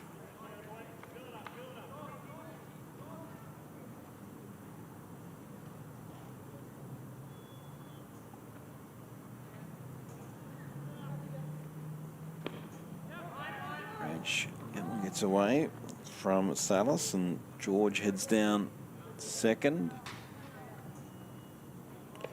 Gasperis remains at bat.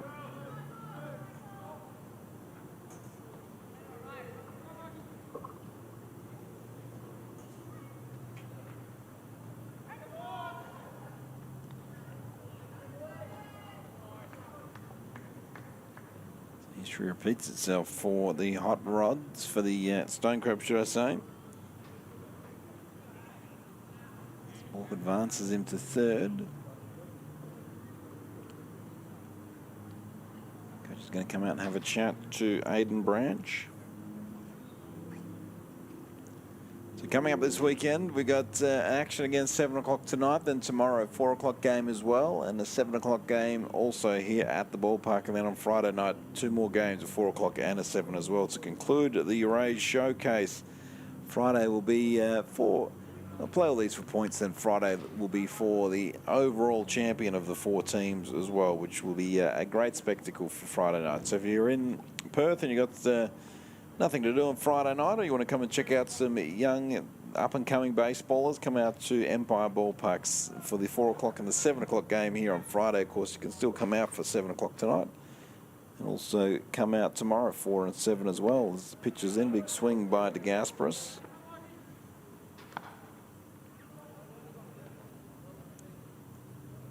One-two count on DeGasperis, 2 down. Top of the 6th. They've scored a pair of runs to go ahead, 6-4. Pitch comes, bounces back to Branch. He throws to first in time, gets the out, and that will do Hot Rods. Not before they score a pair. They go ahead to 6-4 in the Rays Showcase game, the opening game of the Rays Showcase. It is the Hot Rods 6 leading the Stone Crabs 4. Quick time out and back for more right after this.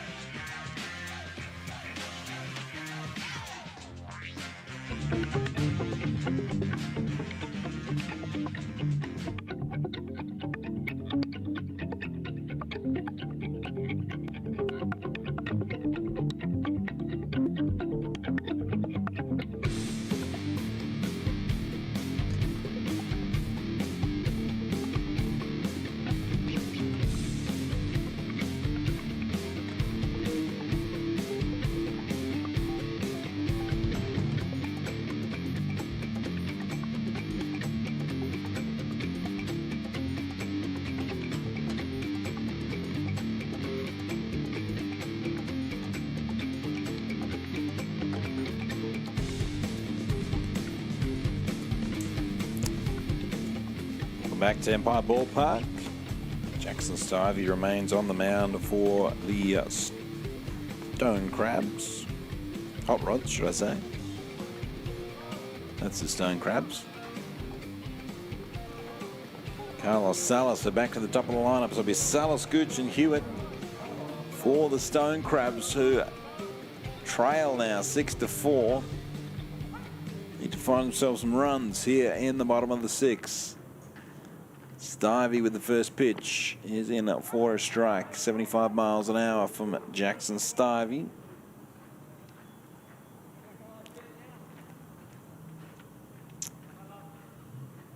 Salas has had back-to-back walks.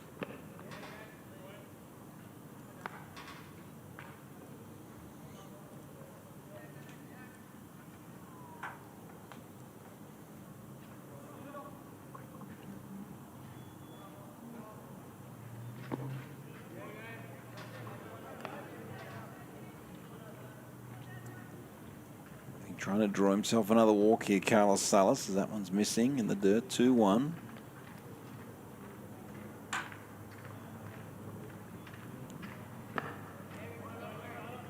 Now Jackson Stivey just struggling to find the zone this inning.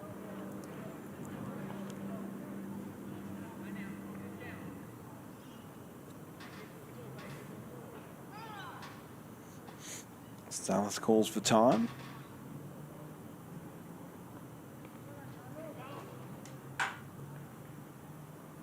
These two teams will be back in action tomorrow night as well. 17 game, so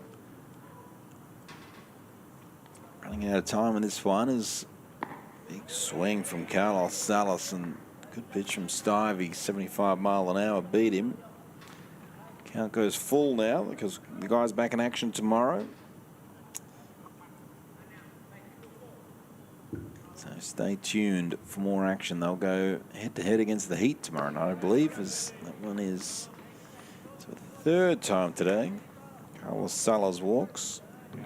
Bringing up Sam Gooch, who's also walked in his last 2 at-bats. We'll see how Gooch goes this time.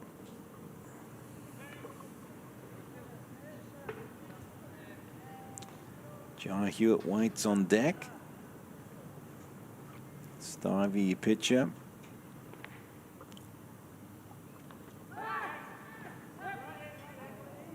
Work from Boston Foot over there. He's going back in time as Salas. So Salas will look to run. It's going to be in the MO all day for the Stone Crabs.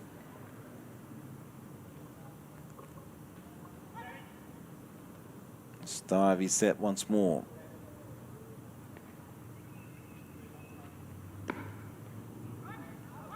It's in for a strike.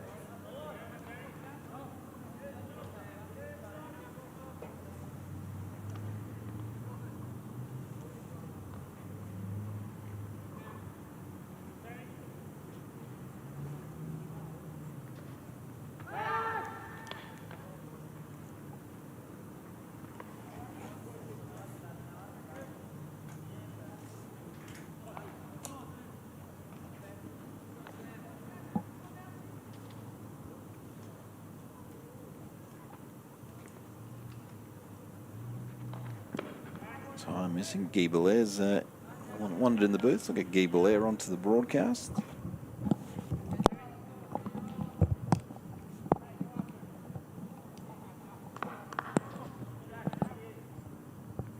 Guy Belair joins us. Afternoon, Paul.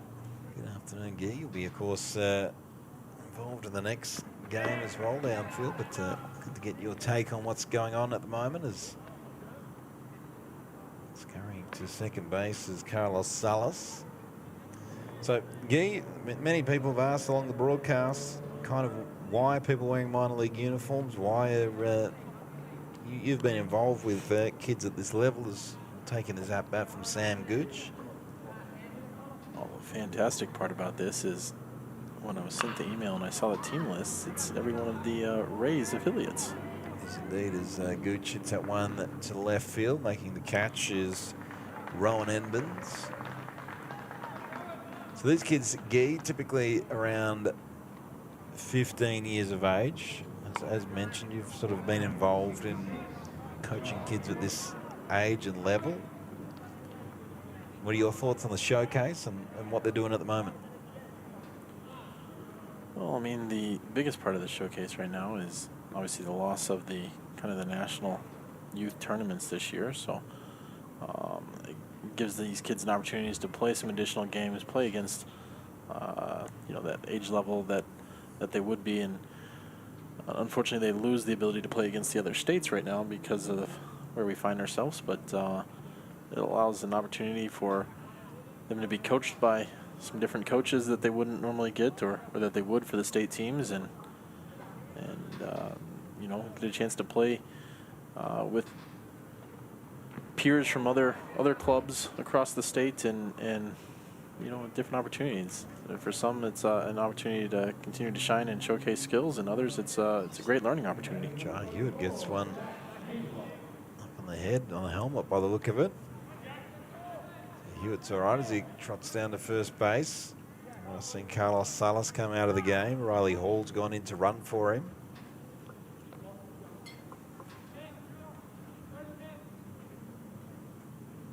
So Jackson Stivey, I think looks like the Hot Rod's trying to get Michael DeGasperis out of the game to go to the pen to warm up. DeGasperis comes out of the game to look like they're signaling they want him to go to the pen, which Taj Egan comes into centre field. DeGasperis comes out of the game for now. Hewitt on first base. It was Carlos Salas has come out of the game, and Riley Hall now on second base. Jackson Stivey, the pitcher. His brother Maddox Stivey. Hopefully get a game for the Heat this weekend over in Adelaide.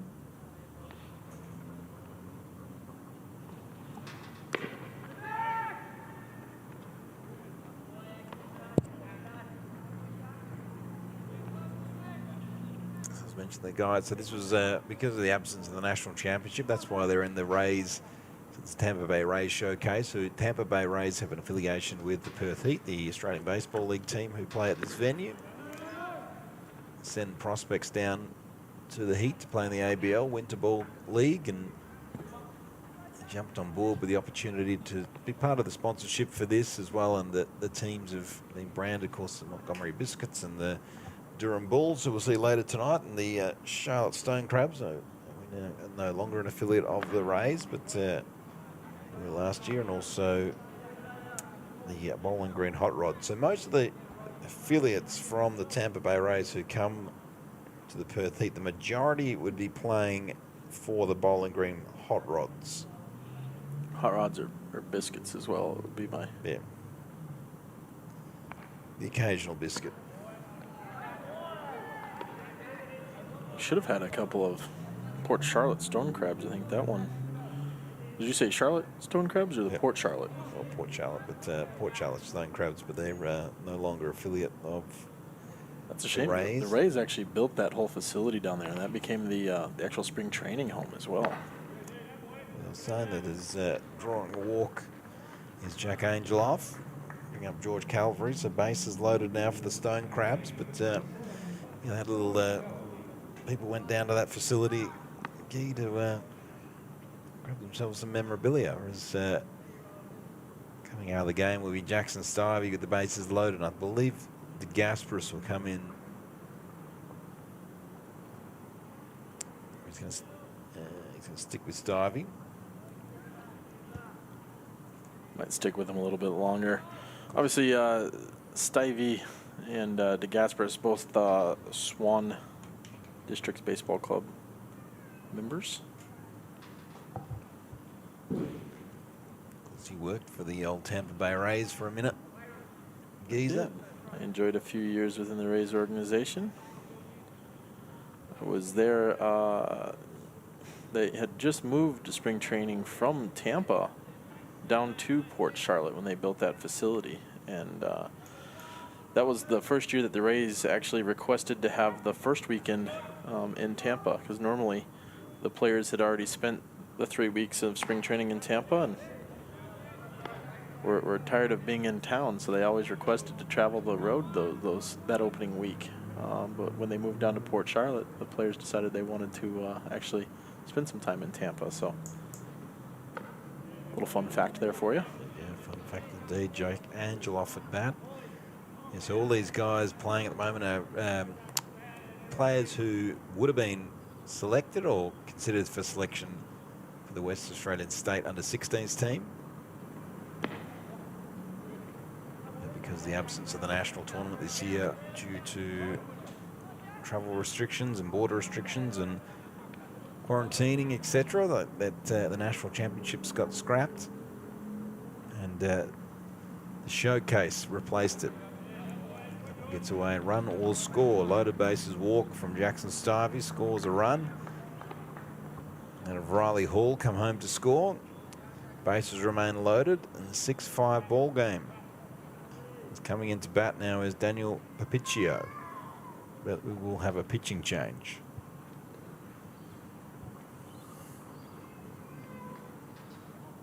You know, the other part about these games is not only is it that opportunity to play with people you haven't played, learn from different coaches, but ultimately some of these outcomes are decision makers for those under 16s, under 18s national teams.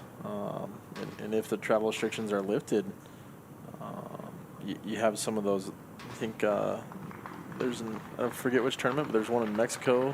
Obviously, the Olympics are potentially this year, and I forget where the under 16s team is. I don't think any of these guys will get to the Olympics. No, not the Olympics, but I think I saw the Heat article there with Glenn Denning hoping to be an Olympic hopeful there, and yeah, it'd be interesting to see what happens with international travel. Of course, the Olympics as well is under question marks because they moved it from last year, and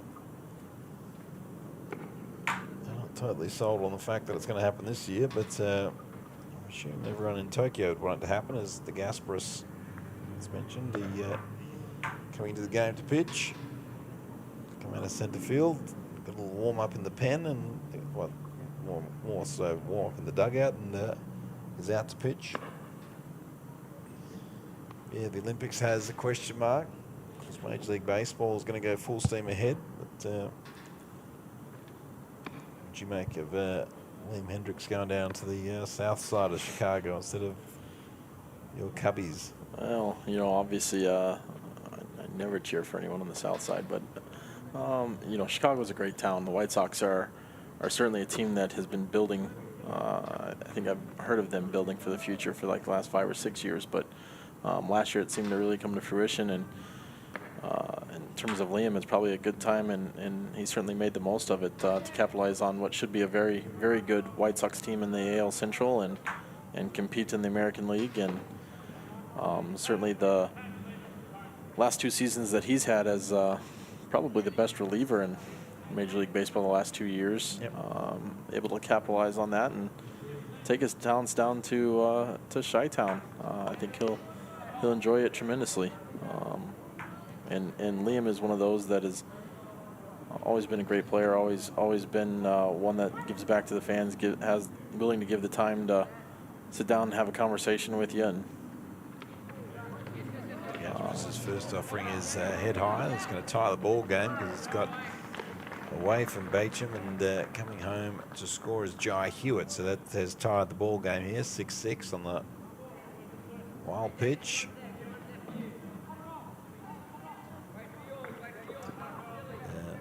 It's advanced to second and third. So now we have it all tied up at 6 here at Empire Ballpark in the West.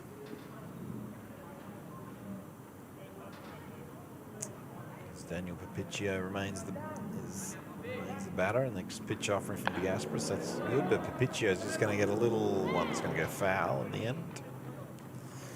Yeah, Hendricks to the south side of Chicago. I think they'll run away with it. I don't think they won't away. I think the Twins might have something to say about it, but I think they're a good show in that American League Central, the Sox. I think, obviously, I think, yeah, as you said, Twins and White Sox. I think the White Sox probably tip them this year, but I think you'll see both of those teams in the playoff hunt come October. From the Astros, but those Cleveland Indians getting rid of probably their best player, Francisco Lindor, is headed off to the New York Mets. It was a strange trade there, Lindor and the pitcher. Obviously, really good for Mets fans. I know Andrew Todd will be happy about that.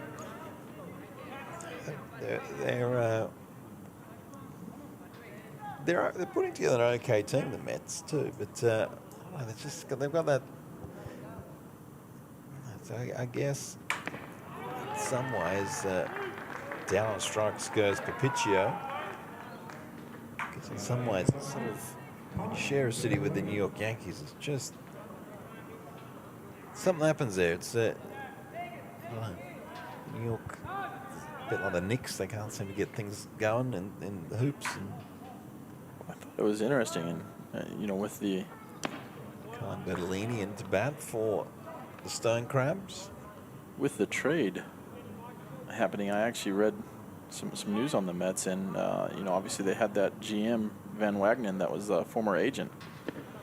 They apparently had a new ownership takeover in October, November, promptly fired Van Wagenen and rehired Alderson, and that's what and allowed some of that trade to eventuate. Steve Cohen is the new owner of the New York Mets, and pretty active on Twitter as well, and sort of asks the Mets fans on what they think about the Mets franchise and who they should go after, and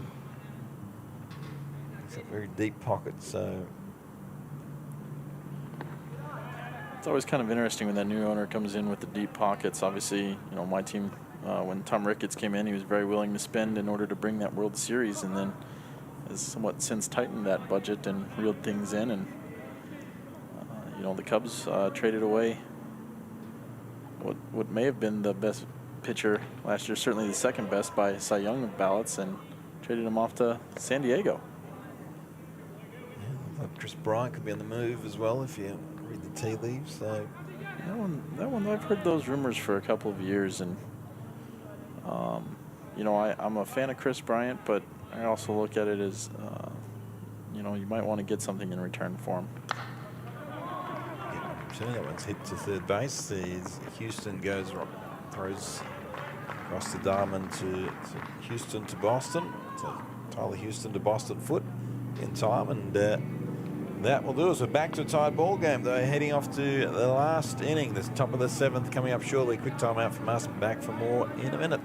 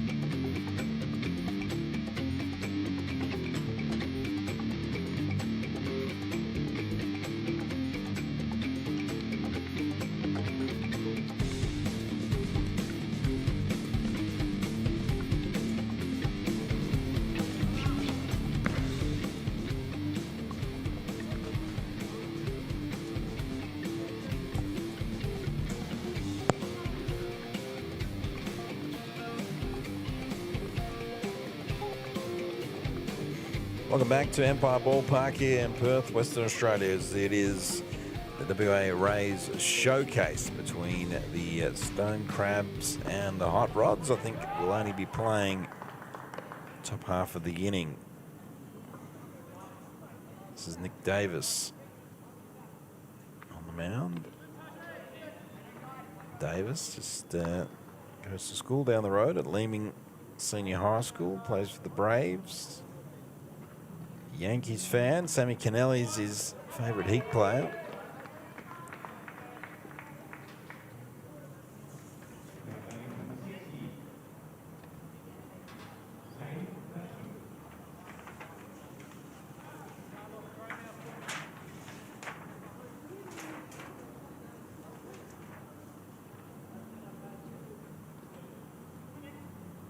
Egan.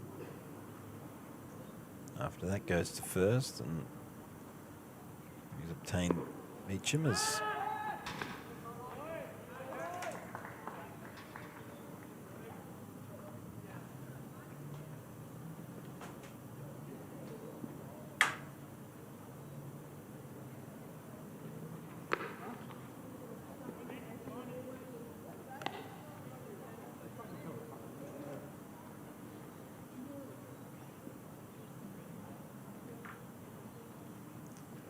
coming in.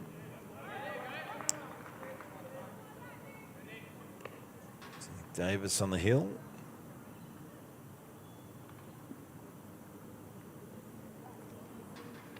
He's going to get passes. Samukawa comes and does the field. Be impressive. Ida Samukawa at second base today. Makes the throw across to George Calvary. One down.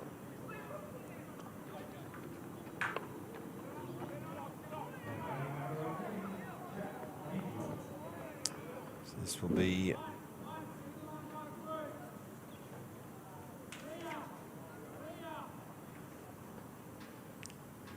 added a bunch of, that's always the case.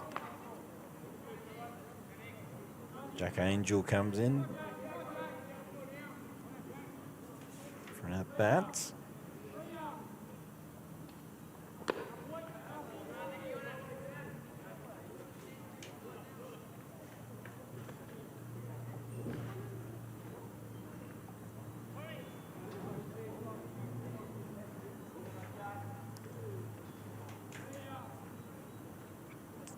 This is Angel.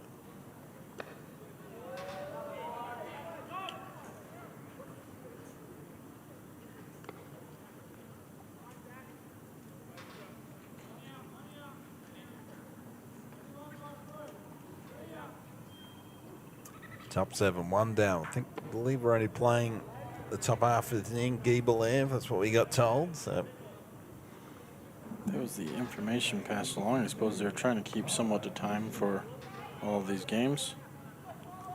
Next one at 7, of course. 2 down now as Tyler Houston comes up to bat. This is game 1 of 6. Only 2 per day. 2 tonight, 2 tomorrow night, 2 Friday night. Friday afternoon, Friday night.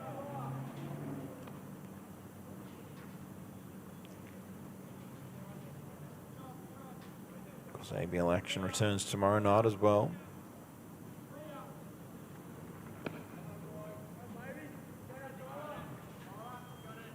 You notice Ramondo's firing up the food on the concourse when you walk in, Gee? I managed to miss that. How? Yeah, that's a good question. Time missing. Runners on first and second. Currently, it is a tied ball game. Been a long ball game.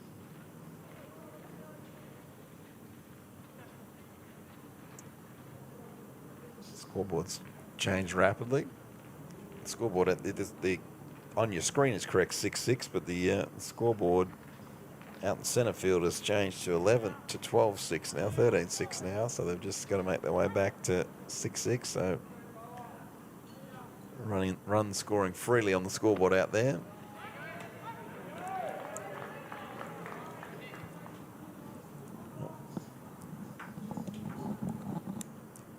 It's gone to 26 now. needs to come, but walk we drawn. So loaded bases now.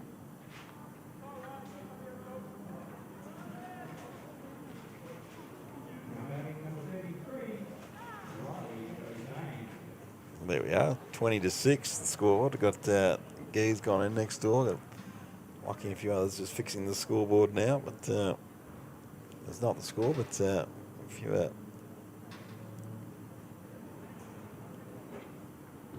all of a sudden the scores become bigger. So this will be the last half inning of this game. Loaded bases for the Hot Rods.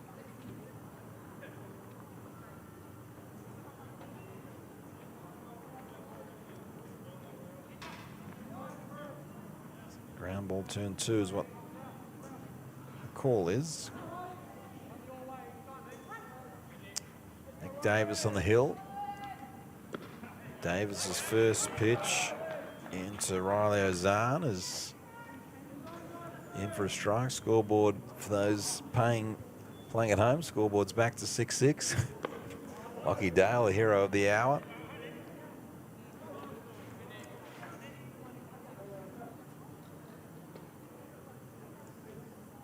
All right, the scoreboard's gone to 4-6 now. You get Lockie's genius back in there.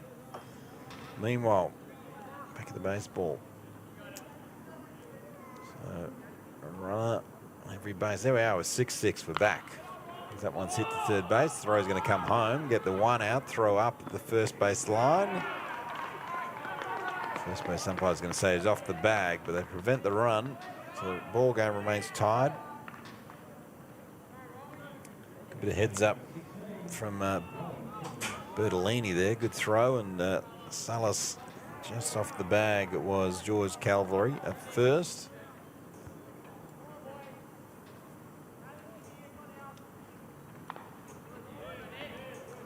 A piece of that. Did Rowan Edmonds.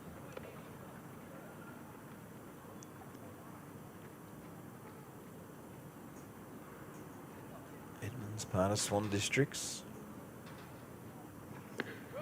So yes, 2 count now. He's got a spring in his step. Now does Nick Davis.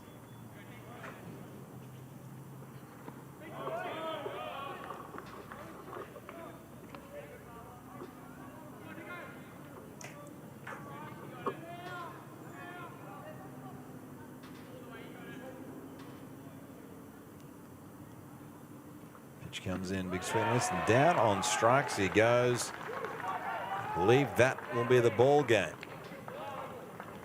So we'll end up with a tied ball game. I believe it's the ball game. We'll hang around for a minute just to make sure that they're not going to come out to run the bottom of the 7th. But the call to us earlier was that was the ball game. Doesn't look like the Hot Rods are coming out. So well, you say wrong. that, and DeGasperis went out to the mound. And well, it could be wrong. So it looks like Houston went to third, and well, now we're going to play the bottom half. Yeah, we're going to play the bottom half. So right, information was bad. Maybe we shouldn't announce things anymore. Well, the Iceman, Simon Ison's told us they weren't playing, and he'll be on the broadcast next time, in the next game, the 7 o'clock game. Maybe it was we weren't going beyond 7. No, they were never going beyond 7, but the next game's at 7. But they're going to cut it fine because these half innings have tended to take a bit longer than possibly was scheduled. But well, teach their own. Teach their own. But indeed. But anyway, we'll get a bit of additional baseball, which is always good fun. So DeGasperis remains on the hill. You can see him there in your shot. The Bowling Green Hot Rods kit. Beautiful kit made by the good people at Garment Exchange. Again, if you're trying to upgrade your team's kit, look great, drop a line to Mike at the Garment Exchange. He'll sort you out.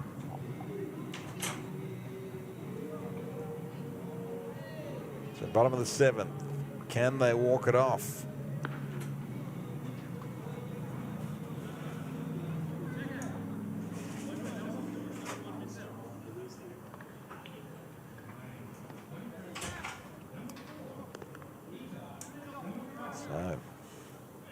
What do you make of the kits? Yeah, they look pretty good.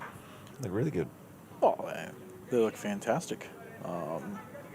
Obviously, Garmin did a great job on recreating the minor league uniforms there.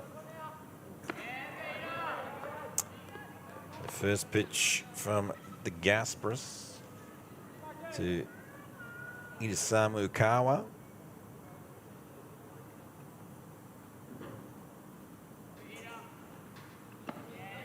Your favourite memories of Port Charlotte, Guy? Good fishing down there. I mean, obviously it is right there on the Gulf of Mexico and everything. It's about halfway in between, a little bit closer to Fort Myers, obviously about 2 hours south of Tampa. If you were to go to Port Charlotte, you have one meal, you wanted to eat like a local, what would you recommend food-wise down that part of the world? You can never go wrong with anything seafood-wise. I mean, obviously, do great crabs. Oysters are down there plenty. Anything local fish-wise, whatever the local catch of the day is. Stone crab. There's 2 balls, 2 strikes. Upstairs, count goes full.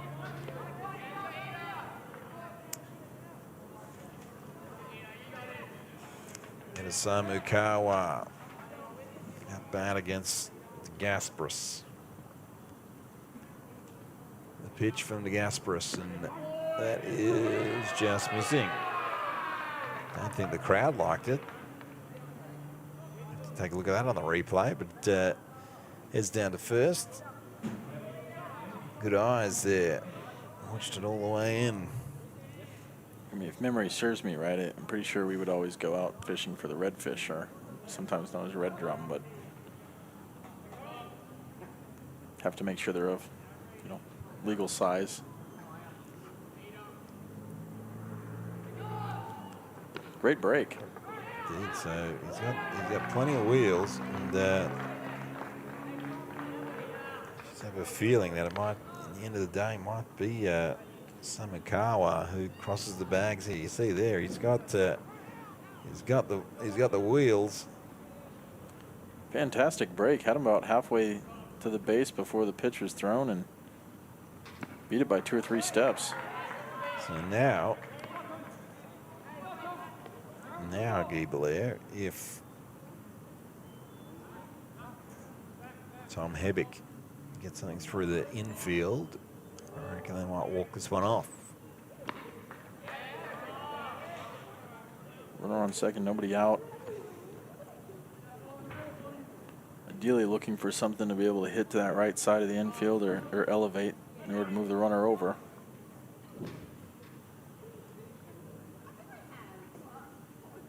Looks back at second. The Gasparis pitches. So Emerson down on strikes. Goes Tom Hebick. Well, he got what he wanted. He had a pitch that he could elevate, just wasn't able to get a hold of it. Gasparis did a good job of blowing it past him. Now we head back to the top of the lineup. Carlos Salas, who's also got plenty of wheels, done a great job behind the dish. Today has Carlos Salas. The first pitch. Gasparis is high and missing. It's the bottom of the 7th. We won't play extras, so this is it.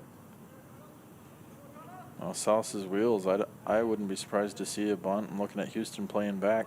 First baseman's playing back as well. Oof. Good work there from Batchman. Dane Batchman behind the dish has also done a terrific job today. It's a good shot of Samakawa there.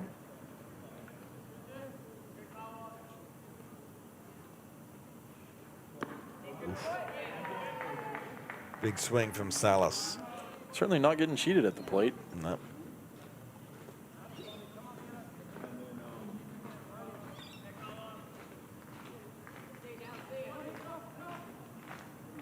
Two balls, 1 strike. The Gasparis pitches. That one's hit high, and coming in to make the catch will be Rowan Edmonds. Samakawa has to remain at second. You know,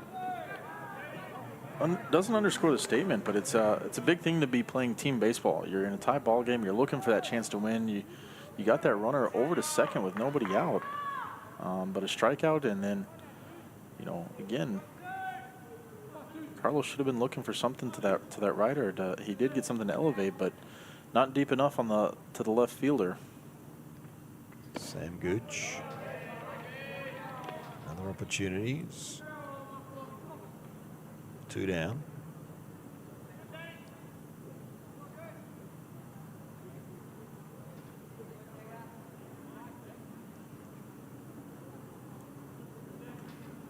Hebbick was down and Salas down, so you've still got that runner in scoring position. As a great job behind the dish from Tane Bacham. Rally train rolls by out here at Empire Ballpark.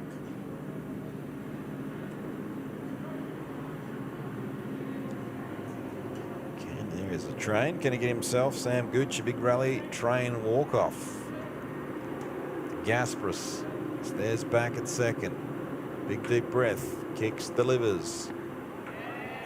This is outside, 69 mile an hour.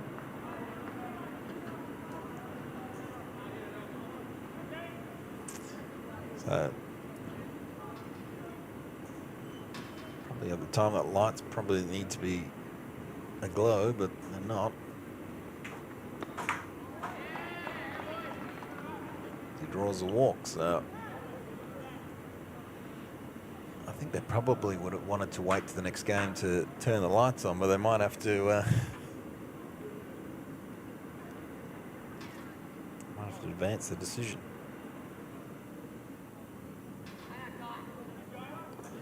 You know, just taking a look back at those pitches, not sure if he was trying to pitch around Gooch, but he didn't seem to really attack him there, and missed everything high and in. And there's Jai Hewitt now. Can Hewitt be the walk-off hero? First pitch he sees, swings and sends it into party deck.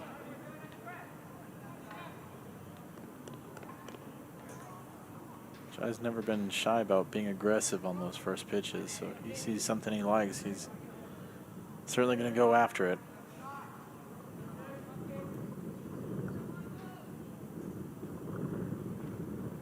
You coached Jai when he was in these charter team? I did not have Jai. Jai was 2 years younger than the ones that I had, and I think Jason, his father, did a lot of coaching at Jai.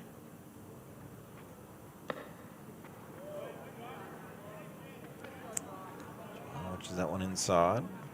Of course, Jason, a former Perth Heater, and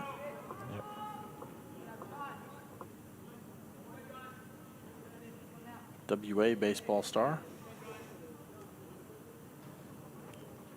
He's an Angels fan. Hits one high and deep, but trying to make the catch as the center fielder, and well, that will be the ball game because we are through 7 to complete. So it ends up tied. Guy Belair tied at 6 as Hewitt had the big knock to center.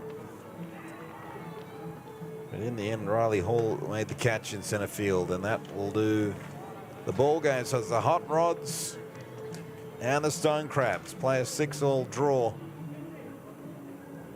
Great game to get things going in this Rays showcase here in Perth. But the final score in this one, through 7 complete, the Hot Rod and the Stone Crabs, 6-all. Paul Morgan's my name.